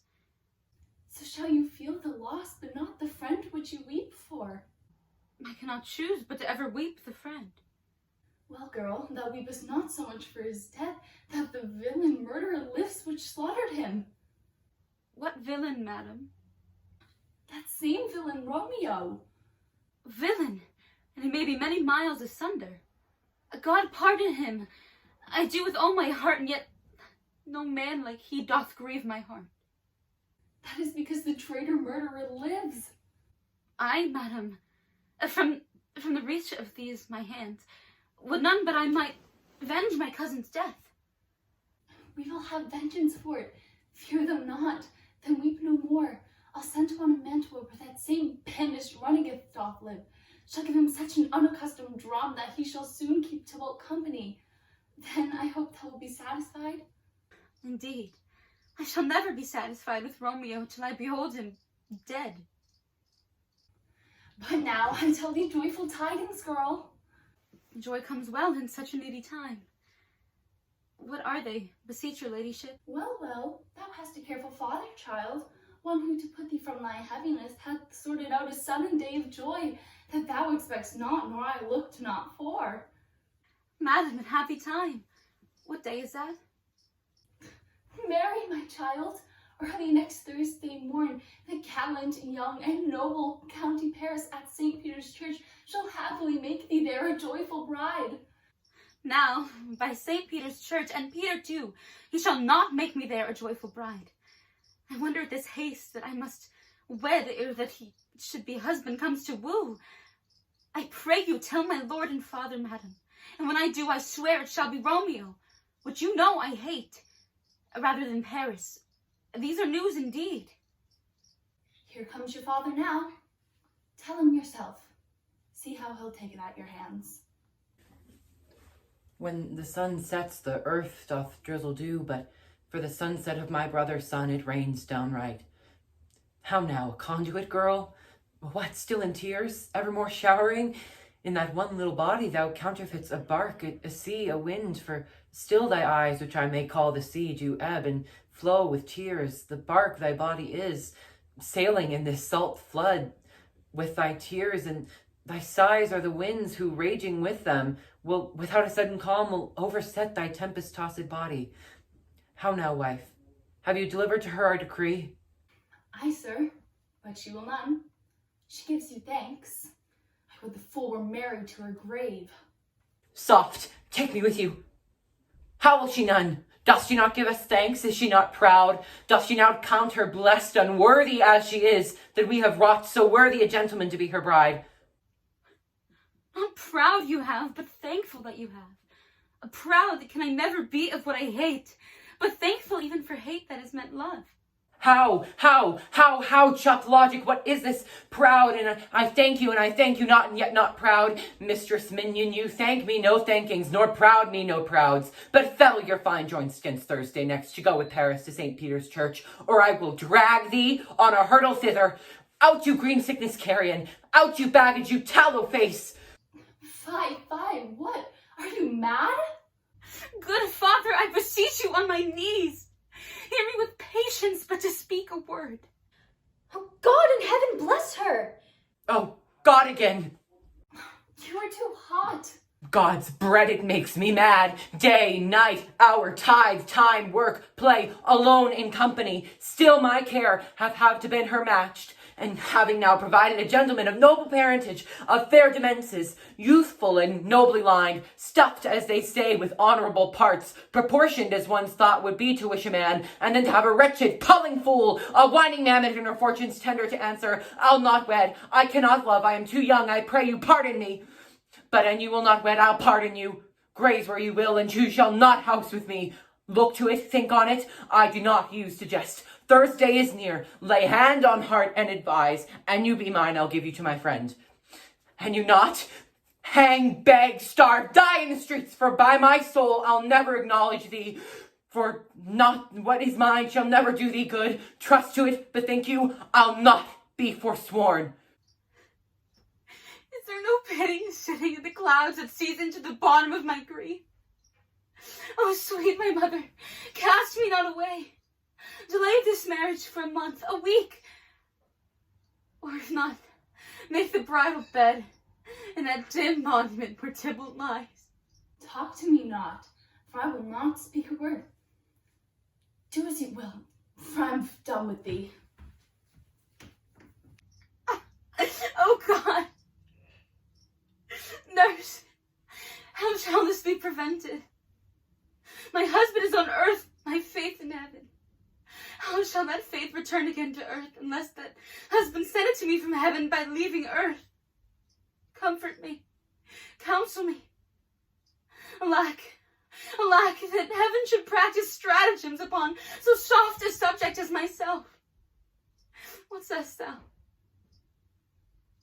Hast thou not a word of joy? Some comfort, nurse? Faith, here it is. Romeo is banished to all the world to nothing, that if he near dares come back to challenge you, or if he do, it must be by stealth. I think you are happy marrying the county. Oh, Romeo's a dishclout to him, an eagle, madam. So hath, so quick, so fair, and eye so green as Paris's hath. Beshrew my very heart, I think you are happier in the second match, for it excels your first, or if it did not, your first is dead, or 'twere he good here, as you no use to him. Thou speakest from thy heart. And from my soul too. Else beshrew them both. Amen. What? Well, thou hast comforted me marvellous much. Go in and tell my lady I am gone, having displeased my father to lorn to self to make confession, to be absolved. Marry I will, and this is wisely done. Ancient damnation, a most wicked fiend! Is it more sin than to wish me thus forsworn, or to dispraise my lord with that same tongue which she hath praised him, as above compares so many thousand times? Go, counselor, now I shall be twain. Unto the friar to know his remedy. If all else fail, I myself have power to die. Thursday, sir. The time is very short. My father Capulet will have it so, and I am nothing slow to slack his haste. You say you do not know the lady's mind? Uneven is the course. I like it not. Immoderately she weeps for Tybalt's death, and therefore I have little talk of love, for Venus smiles not in a house of tears. Now, sir, her father counts it dangerous that she do give her sorrow so much sway, and in his wisdom hastes our marriage to stop the inundation of her tears, which, too much minded by herself alone, may be put from her by society. Now, sir, do you know the reason of this haste? Would I knew not why it should be slowed.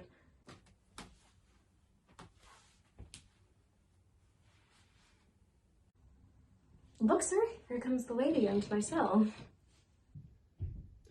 Happily met, my lady and my wife. That may be, sir, when I must be a wife. That may be, must be. Love on Thursday next. What must be, shall be. That's a certain text. Come you to make confession to this father? To answer that, I should confess to you. Do not deny to him that you love me. I shall confess to you that I love him. So will you, I am sure, that you love me. If I do so, it will be more of a price being spoke behind your back than to your face. Poor soul, thy face is much abused with tears. The tears have got small victory by that, for it was bad enough before their spite. Thou wrongst more than tears with that report? That is no slander, sir, which is a truth, and when I spake it to my face. Thy face is mine, and thou hast slandered it. It may be so, for it is not mine own. Are you at leisure, Holy Father, now, or shall I come to you at evening mass? My leisure serves me, pensive daughter, now. My lord, we must entreat the time alone. God shield I should disturb devotion! Juliet, on Thursday early I will rouse you. Till then, adieu, and keep this holy kiss.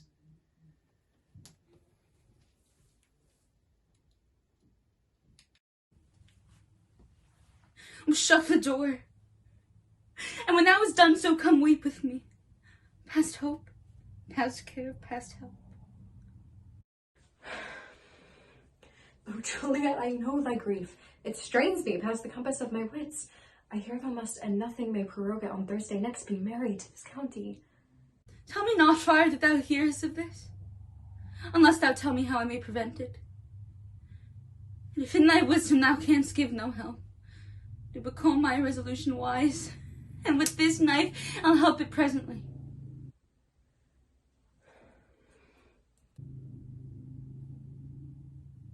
God join my heart and Romeo's, and now our hands, and ere this hand by thee to Romeo's sealed, shall be the counsel. Or behold, twixt my extremes, and to me this bloody knife shall play the umpire, arbitrating that which the commission of thy years and art can to no issue to another deed. Or to my true heart with a treacherous revolt turn to another, this shall slay them both. Therefore, of thy long experience time, give me some present of true honor bring. Be not so long to speak, I long to die. If thou would speak, and speak not of remedy. Hold, daughter, I do spy a kind of hope, which craves as desperate an execution, as desperate which we would prevent. If, rather than to marry County Paris, thou hast the strength of will to slay thyself, then it is likely thou wilt undertake a thing like death, to chide away this present shame that copes with death himself, to escape from it. And if thou darest, I'll give thee remedy.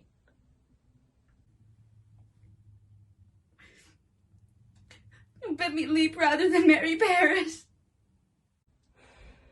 Hold then. Go home, be merry, give consent to marry Paris. Wednesday is tomorrow. Tomorrow night look that thou lie alone. Let not the nurse lie with thee in thy chamber. Take thou this phial, being then in bed, and this distilling liquor drink thou off. Presently through all thy veins shall run a cold and drowsy humour, and no pulse shall keep his native progress, but surcrease. Thou shalt continue 42 hours, and then awake as from a pleasant sleep. Now, when the bridegroom comes to rouse thee from thy bed, there art thou dead. Then, as the manner of our country is, in thy best robes, uncovered on the bier, shalt thou be borne to the same ancient vault where all the kindred of the Capulets lie. In the meantime, against thou shalt awake, shall Romeo by my letters know our drift, and hither shall he come from Mantua, and he and I will watch thy waking, and that very night shall he bear you hence to Mantua.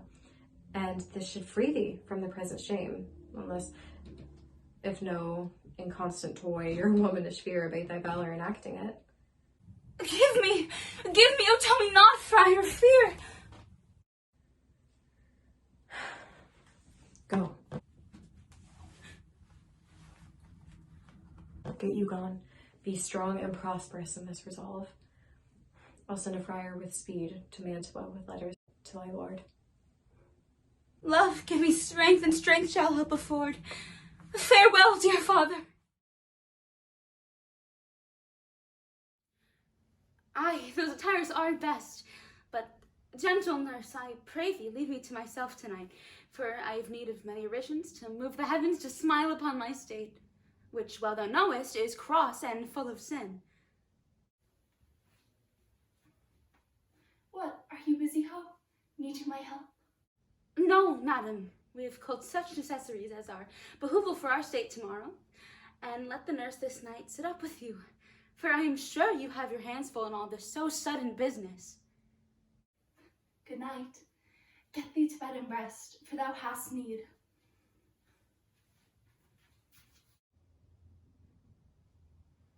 How if, when I am laid into the tomb, I wake before the time Romeo comes to redeem me? There's a fearful point. Shall I not be stifled in the vault to whose foul mouth no healsome air breathes in, and there die strangled ere my Romeo comes?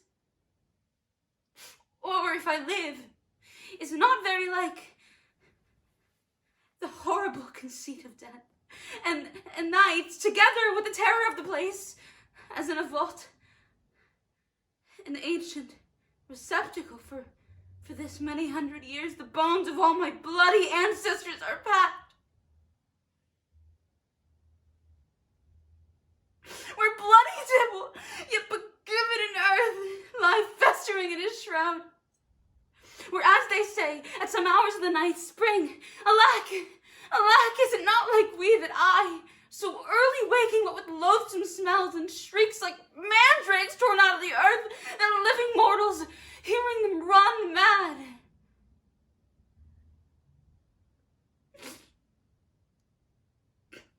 Oh, if I wake, shall I not be distraught, environed with all these hideous fears, and madly play with my forefathers' joints, and pluck the mangled Tybalt from his shroud, and in this rage, with some great kingsman bones, as with a club, and dash my desperate brains out. Look, methinks I see my cousin's ghost seeking out Romeo, that did spit his bloody knife upon a rapier's point. Stay, Tybalt, stay! Romeo! Romeo! Here I drink to thee!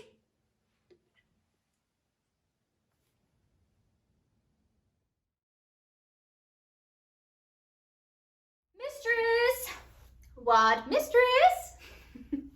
Juliet, fast I warned her she. Why, lamb, why, lady, why, bride.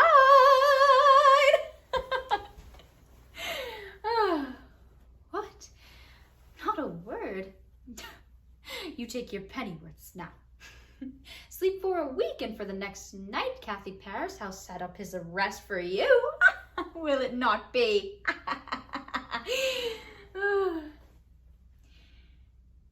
God forgive me. How sound is she asleep? I needs must wake her. Madam? Madam? Madam?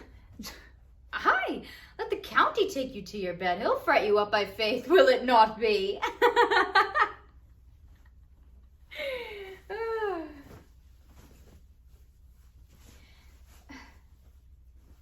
What? Dressed in your clothes in town again? I needs must wake you. Lady? Lady?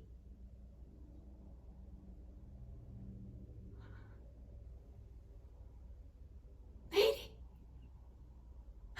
Lass! Lass, help now! My lady's dead! Oh, weary day that ever I was born! Some aquavite! Oh, my lord! My lady! What noise is here?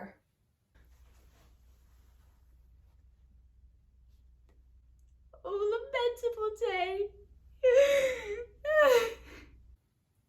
What is the matter?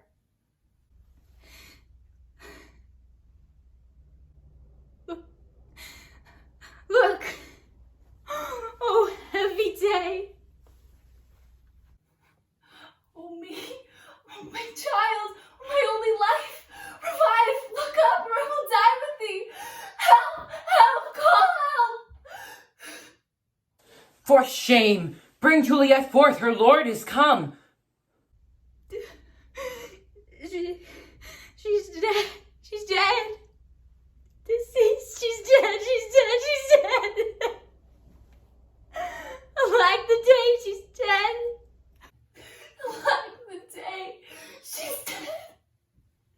She's dead. She's dead. Ha! Let me see her. Out! Alas, she's cold. Her blood is settled and her joints are stiff. Life and these lips have long been separated.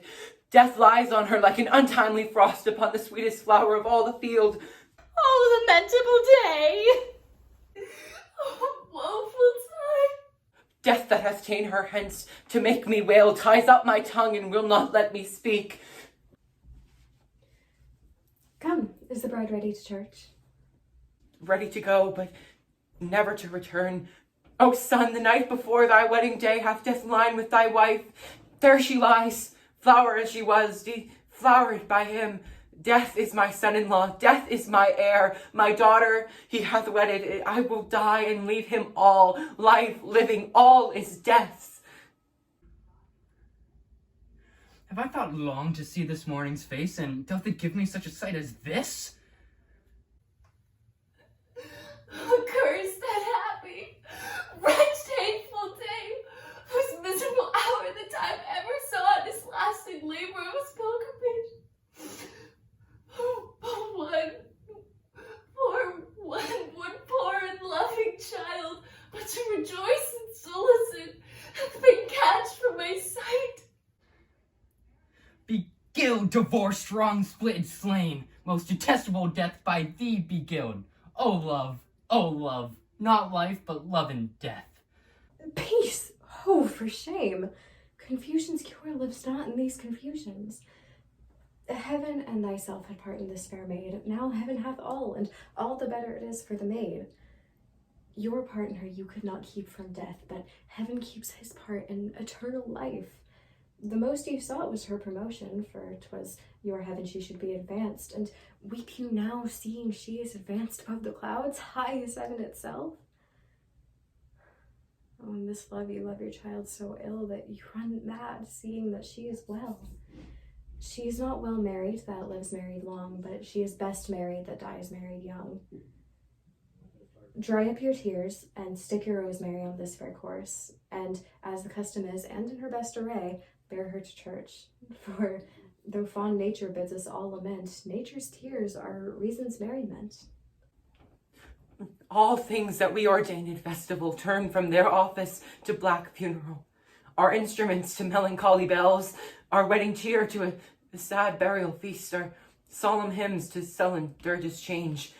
Our bridal flowers serve for a buried corse, and all things change them to the contrary. Sir, go you in, and madam go with him. And go, Sir Paris, everyone prepare to follow this fair course unto her grave. The heavens do lower upon us, for some will move them no more by crossing their high will. Honest good fellows, put up, for, well, you know, this is a pitiful case. Musicians, oh, musicians, heart's ease, heart's ease. Oh, play heart's ease. Why heart's ease? Oh, musicians, because my heart itself plays, my heart is full. Oh, play me some merry dump to comfort me. Not a dump, we. 'Tis no time to play now. You will not then? No. I will give it to you soundly. What will you give us? No money, on my faith, but the gleek. I will give you the minstrel. Then I will give you the serving creature. And I will lay the iron creature's dagger upon your pate. I will receive no crotches. I'll ray you, I'll fire you. Do you note me? You ray us and you fa us, you note us. Pray you put up your dagger and put down your wit. Have at you with my wit. I will dry beat you with an iron wit, and then hold up my iron dagger. Answer me like men. With grieving growth the heart doth wound, and doleful dumps the mind oppress, and music with her silver sound. Why silver sound? Why music with her silver sound? What do you think, Simon Catling? Marry, sir, silver hath a sweet sound. Prates! What do you think, Hugh Rebeck? Well, I say silver sound because musicians sound for silver. Prates too! What do you think, James Soundpost? Faith, I know not what to say. Oh, I cry you mercy. You're the singer. I will tell you. It is music with her silver sound because musicians have no gold to sound with. Music with her silver sound, and a speedy help doth lead redress. What a pestilent knave is not the same. Hang him, Jack.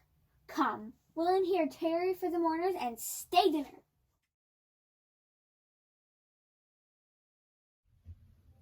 News from Verona. How now, Balthazar? Dost thou not bring me letters from the friar? How doth my lady, is my father well? How doth my Juliet, that I may ask again? For nothing can be ill if she be well. Then she is well, and nothing can be ill. Her body sleeps in Capel's monument, and her immortal part with angels lives. I saw her laid low in her kindred's vault, and presently took post to tell it to you. Pardon me for bringing these ill news, since you did leave it from my office, sir. Is it even so? Then I deny you, stars! Thou knowest my lodging. Give me ink and paper, and hire post horses I will hence tonight. I do beseech you, sir, have patience. Your looks are pale and wild, and do import some misadventure. Tush, thou art perceived. Leave me, and do the thing I bid thee do. Hast thou no letters for me from the friar? No, my good lord. No matter, get thee gone. And hire those horses. I'll be with thee straight. Oh, Juliet, I will lie with thee tonight. See for means, oh mischief, thou art swift to enter the thoughts of desperate men. do remember an apothecary, and hereabout he dwells, which late I noted in tattered weeds with overwhelming brows, culling of simples meager, where his looks sharp misery had worn him to the bones. And in his needy shop a tortoise hung, an alligator stuffed in, other skins of ill-shaped fishes, and about his shelves a beggarly account of empty boxes, greener than plots, bladders, and musty seeds, remnants of pack thread, and old cakes of roses were thinly scattered to make up a show. Noting this penury, I said, and if a man did need a poison now who sell his present death in Mantua, here leaves a caitiff French would sell it him. Oh, the same thought did but for my need, and the same needy man must sell it me, as I remember, this should be the house. Being holiday, the beggar's shop is shut. But ho, apothecary! Who calls so loud? Come hither, man. I see that thou art poor. Here's 40 ducats. Let me have a dram of poison, each spoon speeding gear, as will disforce through itself through my veins. That the life-weary taker may fall dead, that the trunk may be discharged of breath as violently as hasty powder fire doth hurry from a fatal cannon's womb. Such mortal drugs I have, but Mantua's law is death to any he that utters them. Art thou so bare and full of wretchedness and fearest to die? Famine is in thy cheeks, need and oppression starveth in thy eyes. Contempt and beggary hangs upon thy back. The world is not thy friend, nor the world's law. The world affords no law to make thee rich. And be not poor, but break it and take this. My poverty, but not my will, consents. I pay thy poverty, not thy will. Put this in any liquid thing you will, and if you had the strength of 20 men, it would dispatch you straight. There's thy gold, or is poison to men's souls, doing more murder in this loathsome world, in these poor compounds than they may not sell. I sell thee poison, thou hast sold me none. Farewell, buy food and get thyself in flesh. Come, cordial and not poison, go with me to Juliet's grave, for there I must use thee. Holy Franciscan Friar, Brother Ho, going to find a barefoot brother out, one of our order to associate me. Here in the city visiting the sick and finding him the searchers of the town, suspecting that we were in the house where the infectious pestilence did reign, sealed up the doors and should not let us forth, so that my speed to Mantua there was stayed. Who bare my letter then to Romeo? I could not send it. Here it is again, nor get a messenger to bring it thee. So fearful were they of infection. Unhappy fortune! By my brotherhood, this letter was not nice, but full of charge of dear import, and the neglecting it made you much danger. Friar John, go hence, get me an iron crow, and bring it straight unto my cell. Brother, I'll go and bring it thee. Now must I to the monument alone. Within these 3 hours will fair Juliet wake. She will assure me much that Romeo hath no notice of these accidents, but I will ride again to Mantua, and keep her in my cell till Romeo come. Poor living corse, enclosed in a dead man's tomb.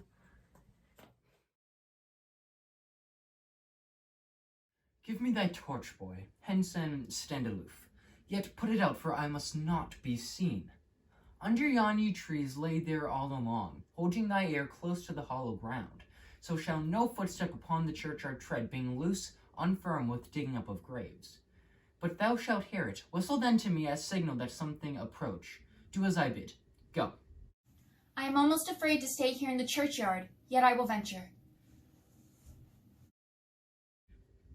Sweet flower, thy bridal bed I strew. Oh, woe, thy canopy is dust and stones, which with sweet water nightly I will do, or wanting that, with tears distilled by moans.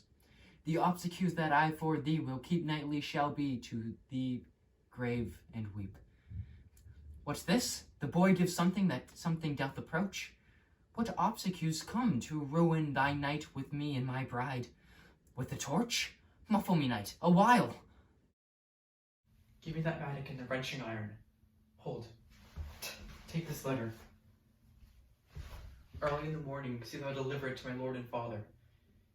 Give me the light. Upon thy life I charge thee, whatever thou hearest or seest, stand all aloof, interrupting my course. Why I descend into this bed of death is partly to behold my lady's face, but chiefly to take thence from her dead finger a precious ring, a ring that I must use in dear employment. Therefore hence, be gone!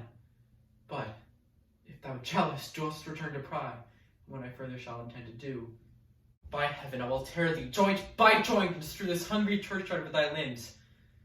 The time and my intents are savage wild, more fierce and more inexorable far than empty tigers of the roaring sea. I will be gone, sir, and not trouble you. So shalt thou show me friendship? Take that.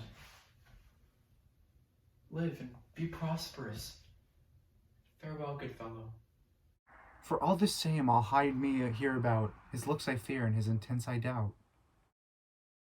Thou detestable maw, thou womb of death, gorged with the nearest morsel of the earth. Thus I enforce thy rotten jaws to open, and in despite I'll cram thee with more food. This is that banished haughty Montague that murdered my love's cousin, with which grief it is supposed the fair creature died, and here is come to do some villainous shame to the dead body's eye. I'll apprehend him. Stop thy hollow toil, vile Montague. Can vengeance be pursued further than death? Condemned villain, I do apprehend thee. Obey and go with me, for thou must die. I must indeed. And therefore I came hither. Good, gentle youth, tempt not a desperate man. Fly hence and leave me. Think upon these gone, let them affright thee, I beseech thee, youth. Put not another sin upon my head by urging me to fury. Oh, be gone! By heaven, I love thee better than myself. For I come hither armed against myself, say not. Be gone, live, and hereafter say in madman's mercy bid thee run away. I do defy thy combination and apprehend thee a felon here. Wilt thou provoke me? Then have at thee, boy! Oh Lord, they fight! I will go call the watch. Oh, I am slain.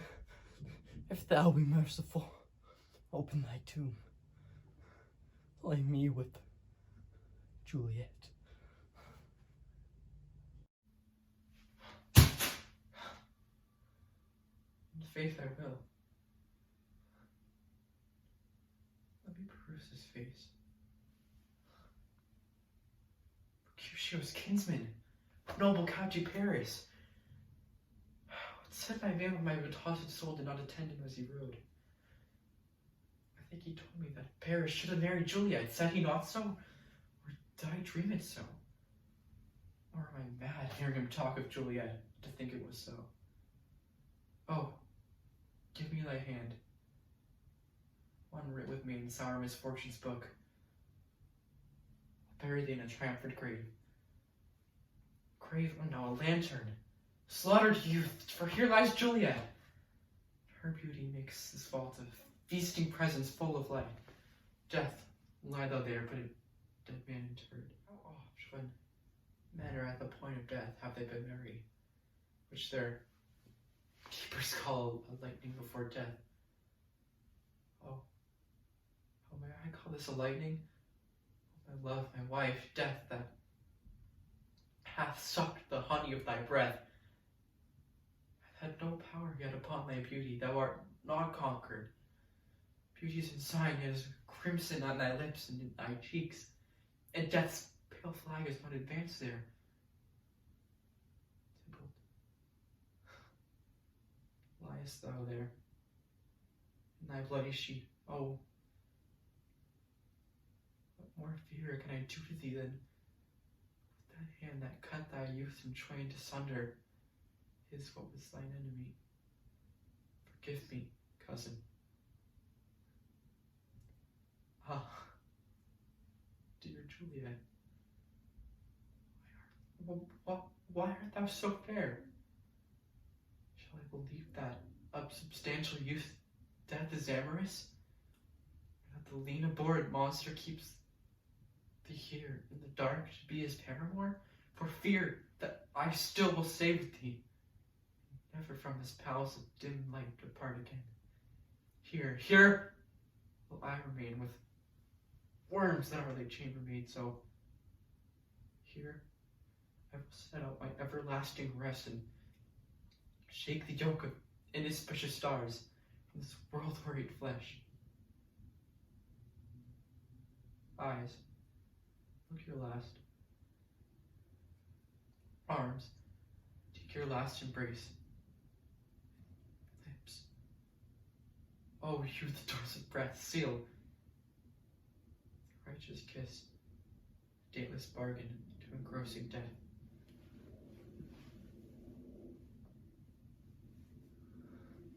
Come, bitter contact, come, unsavory guide. Desperate pilot, now at once run on. Dashing rocks thy seasick weary bark. Here's to my love.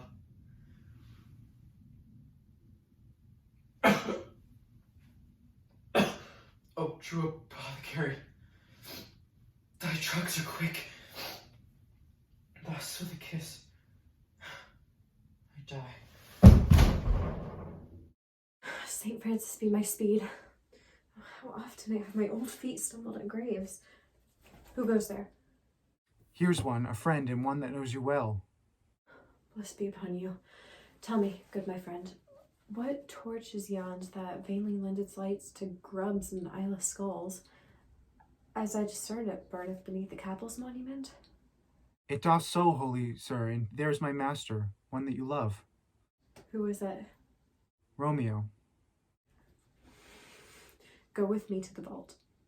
I dare not, sir, my master knows not, but I am gone hence, and fearfully did menace me with death if I did stay to look on his intents. Stay then. I'll go alone. Fear comes upon me. Oh, how I fear some ill and thrifty thing. As I did sleep under this yew tree here, I dreamt my master and another fought, and that my master slew him. Alack, what blood is this that stains the stony entrance of the sepulchre? What means have these masterless and gory swords to lie discolored by this place of peace? Romeo. Oh, pale.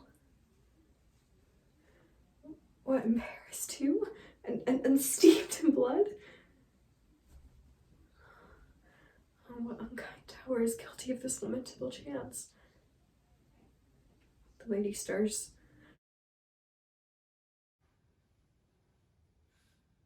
Oh, comfortable friar, where is my lord? I do remember well where I should be, and there I am. Where is my Romeo? Noise, lady, come from that place of death, contagion, unnatural sleep. A greater force than we can contradict has thwarted our intents. Come away. Thy husband in thy bosom fair lies dead, and Paris too. Come, I'll dispose of thee among a sisterhood of holy nuns. Stay not to question, for the watch is coming. Come, go, good Juliet, I dare no longer stay. Go get thee here, and I will not away.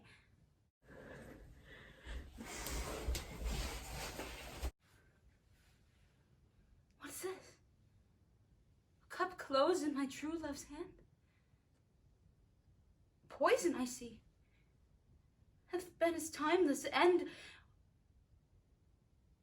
Of churl left none, drunk all, and left no friendly drop to help me after. I will kiss thy lips.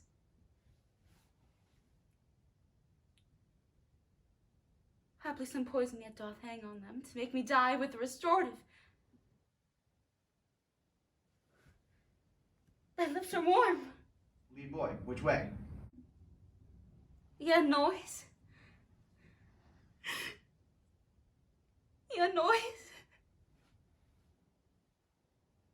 Then I'll be brave. Oh, happy dagger, this is thy sheath. There rest and let me die. The ground is bloody. Search about the churchyard. Go, some of you, who you find, attach. pitiful sight. Here lies the County Paris slain, and Juliet, warm and new killed, who here hath lain this 2 days buried. Go, tell the prince. Run to the Capulets, raise up the Montagues, some others, search. We see the ground whereon these woes do lie, but the true ground of all these piteous woes we cannot without circumstance descry. Here's Romeo's man. We found him in the churchyard. Hold him in safety till the prince come hither. Here is a friar that trembles, sighs, and weeps. We took this mattock and this spade from him as he was coming from the churchyard side. A great suspicion. Stay the friar too. What misadventure is so early up that calls our person from our morning rest? What should it be that is so shrieked abroad?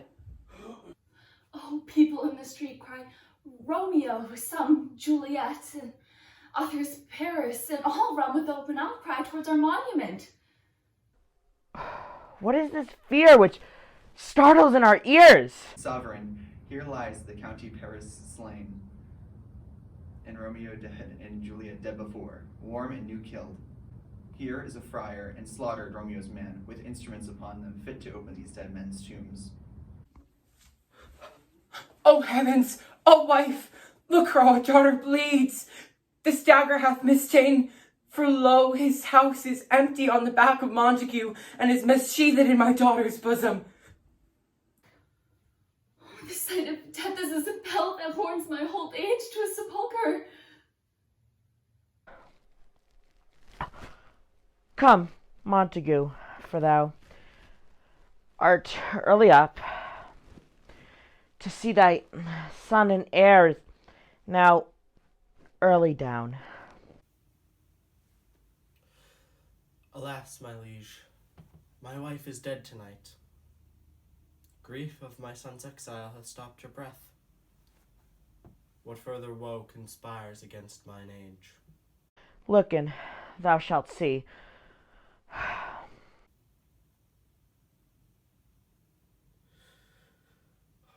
untaught, in what manners is this? To press before thy father to a grave? Tomb, and by Master drew on him. Then I ran away to call the watch. This letter doth make good the friar's word. Their course of love, the tidings of her death, and here he writes what he did by a poison of a poor pathocracy, and whither came to this vault to die and lie with Juliet. Where be these enemies, Capulet, Montague?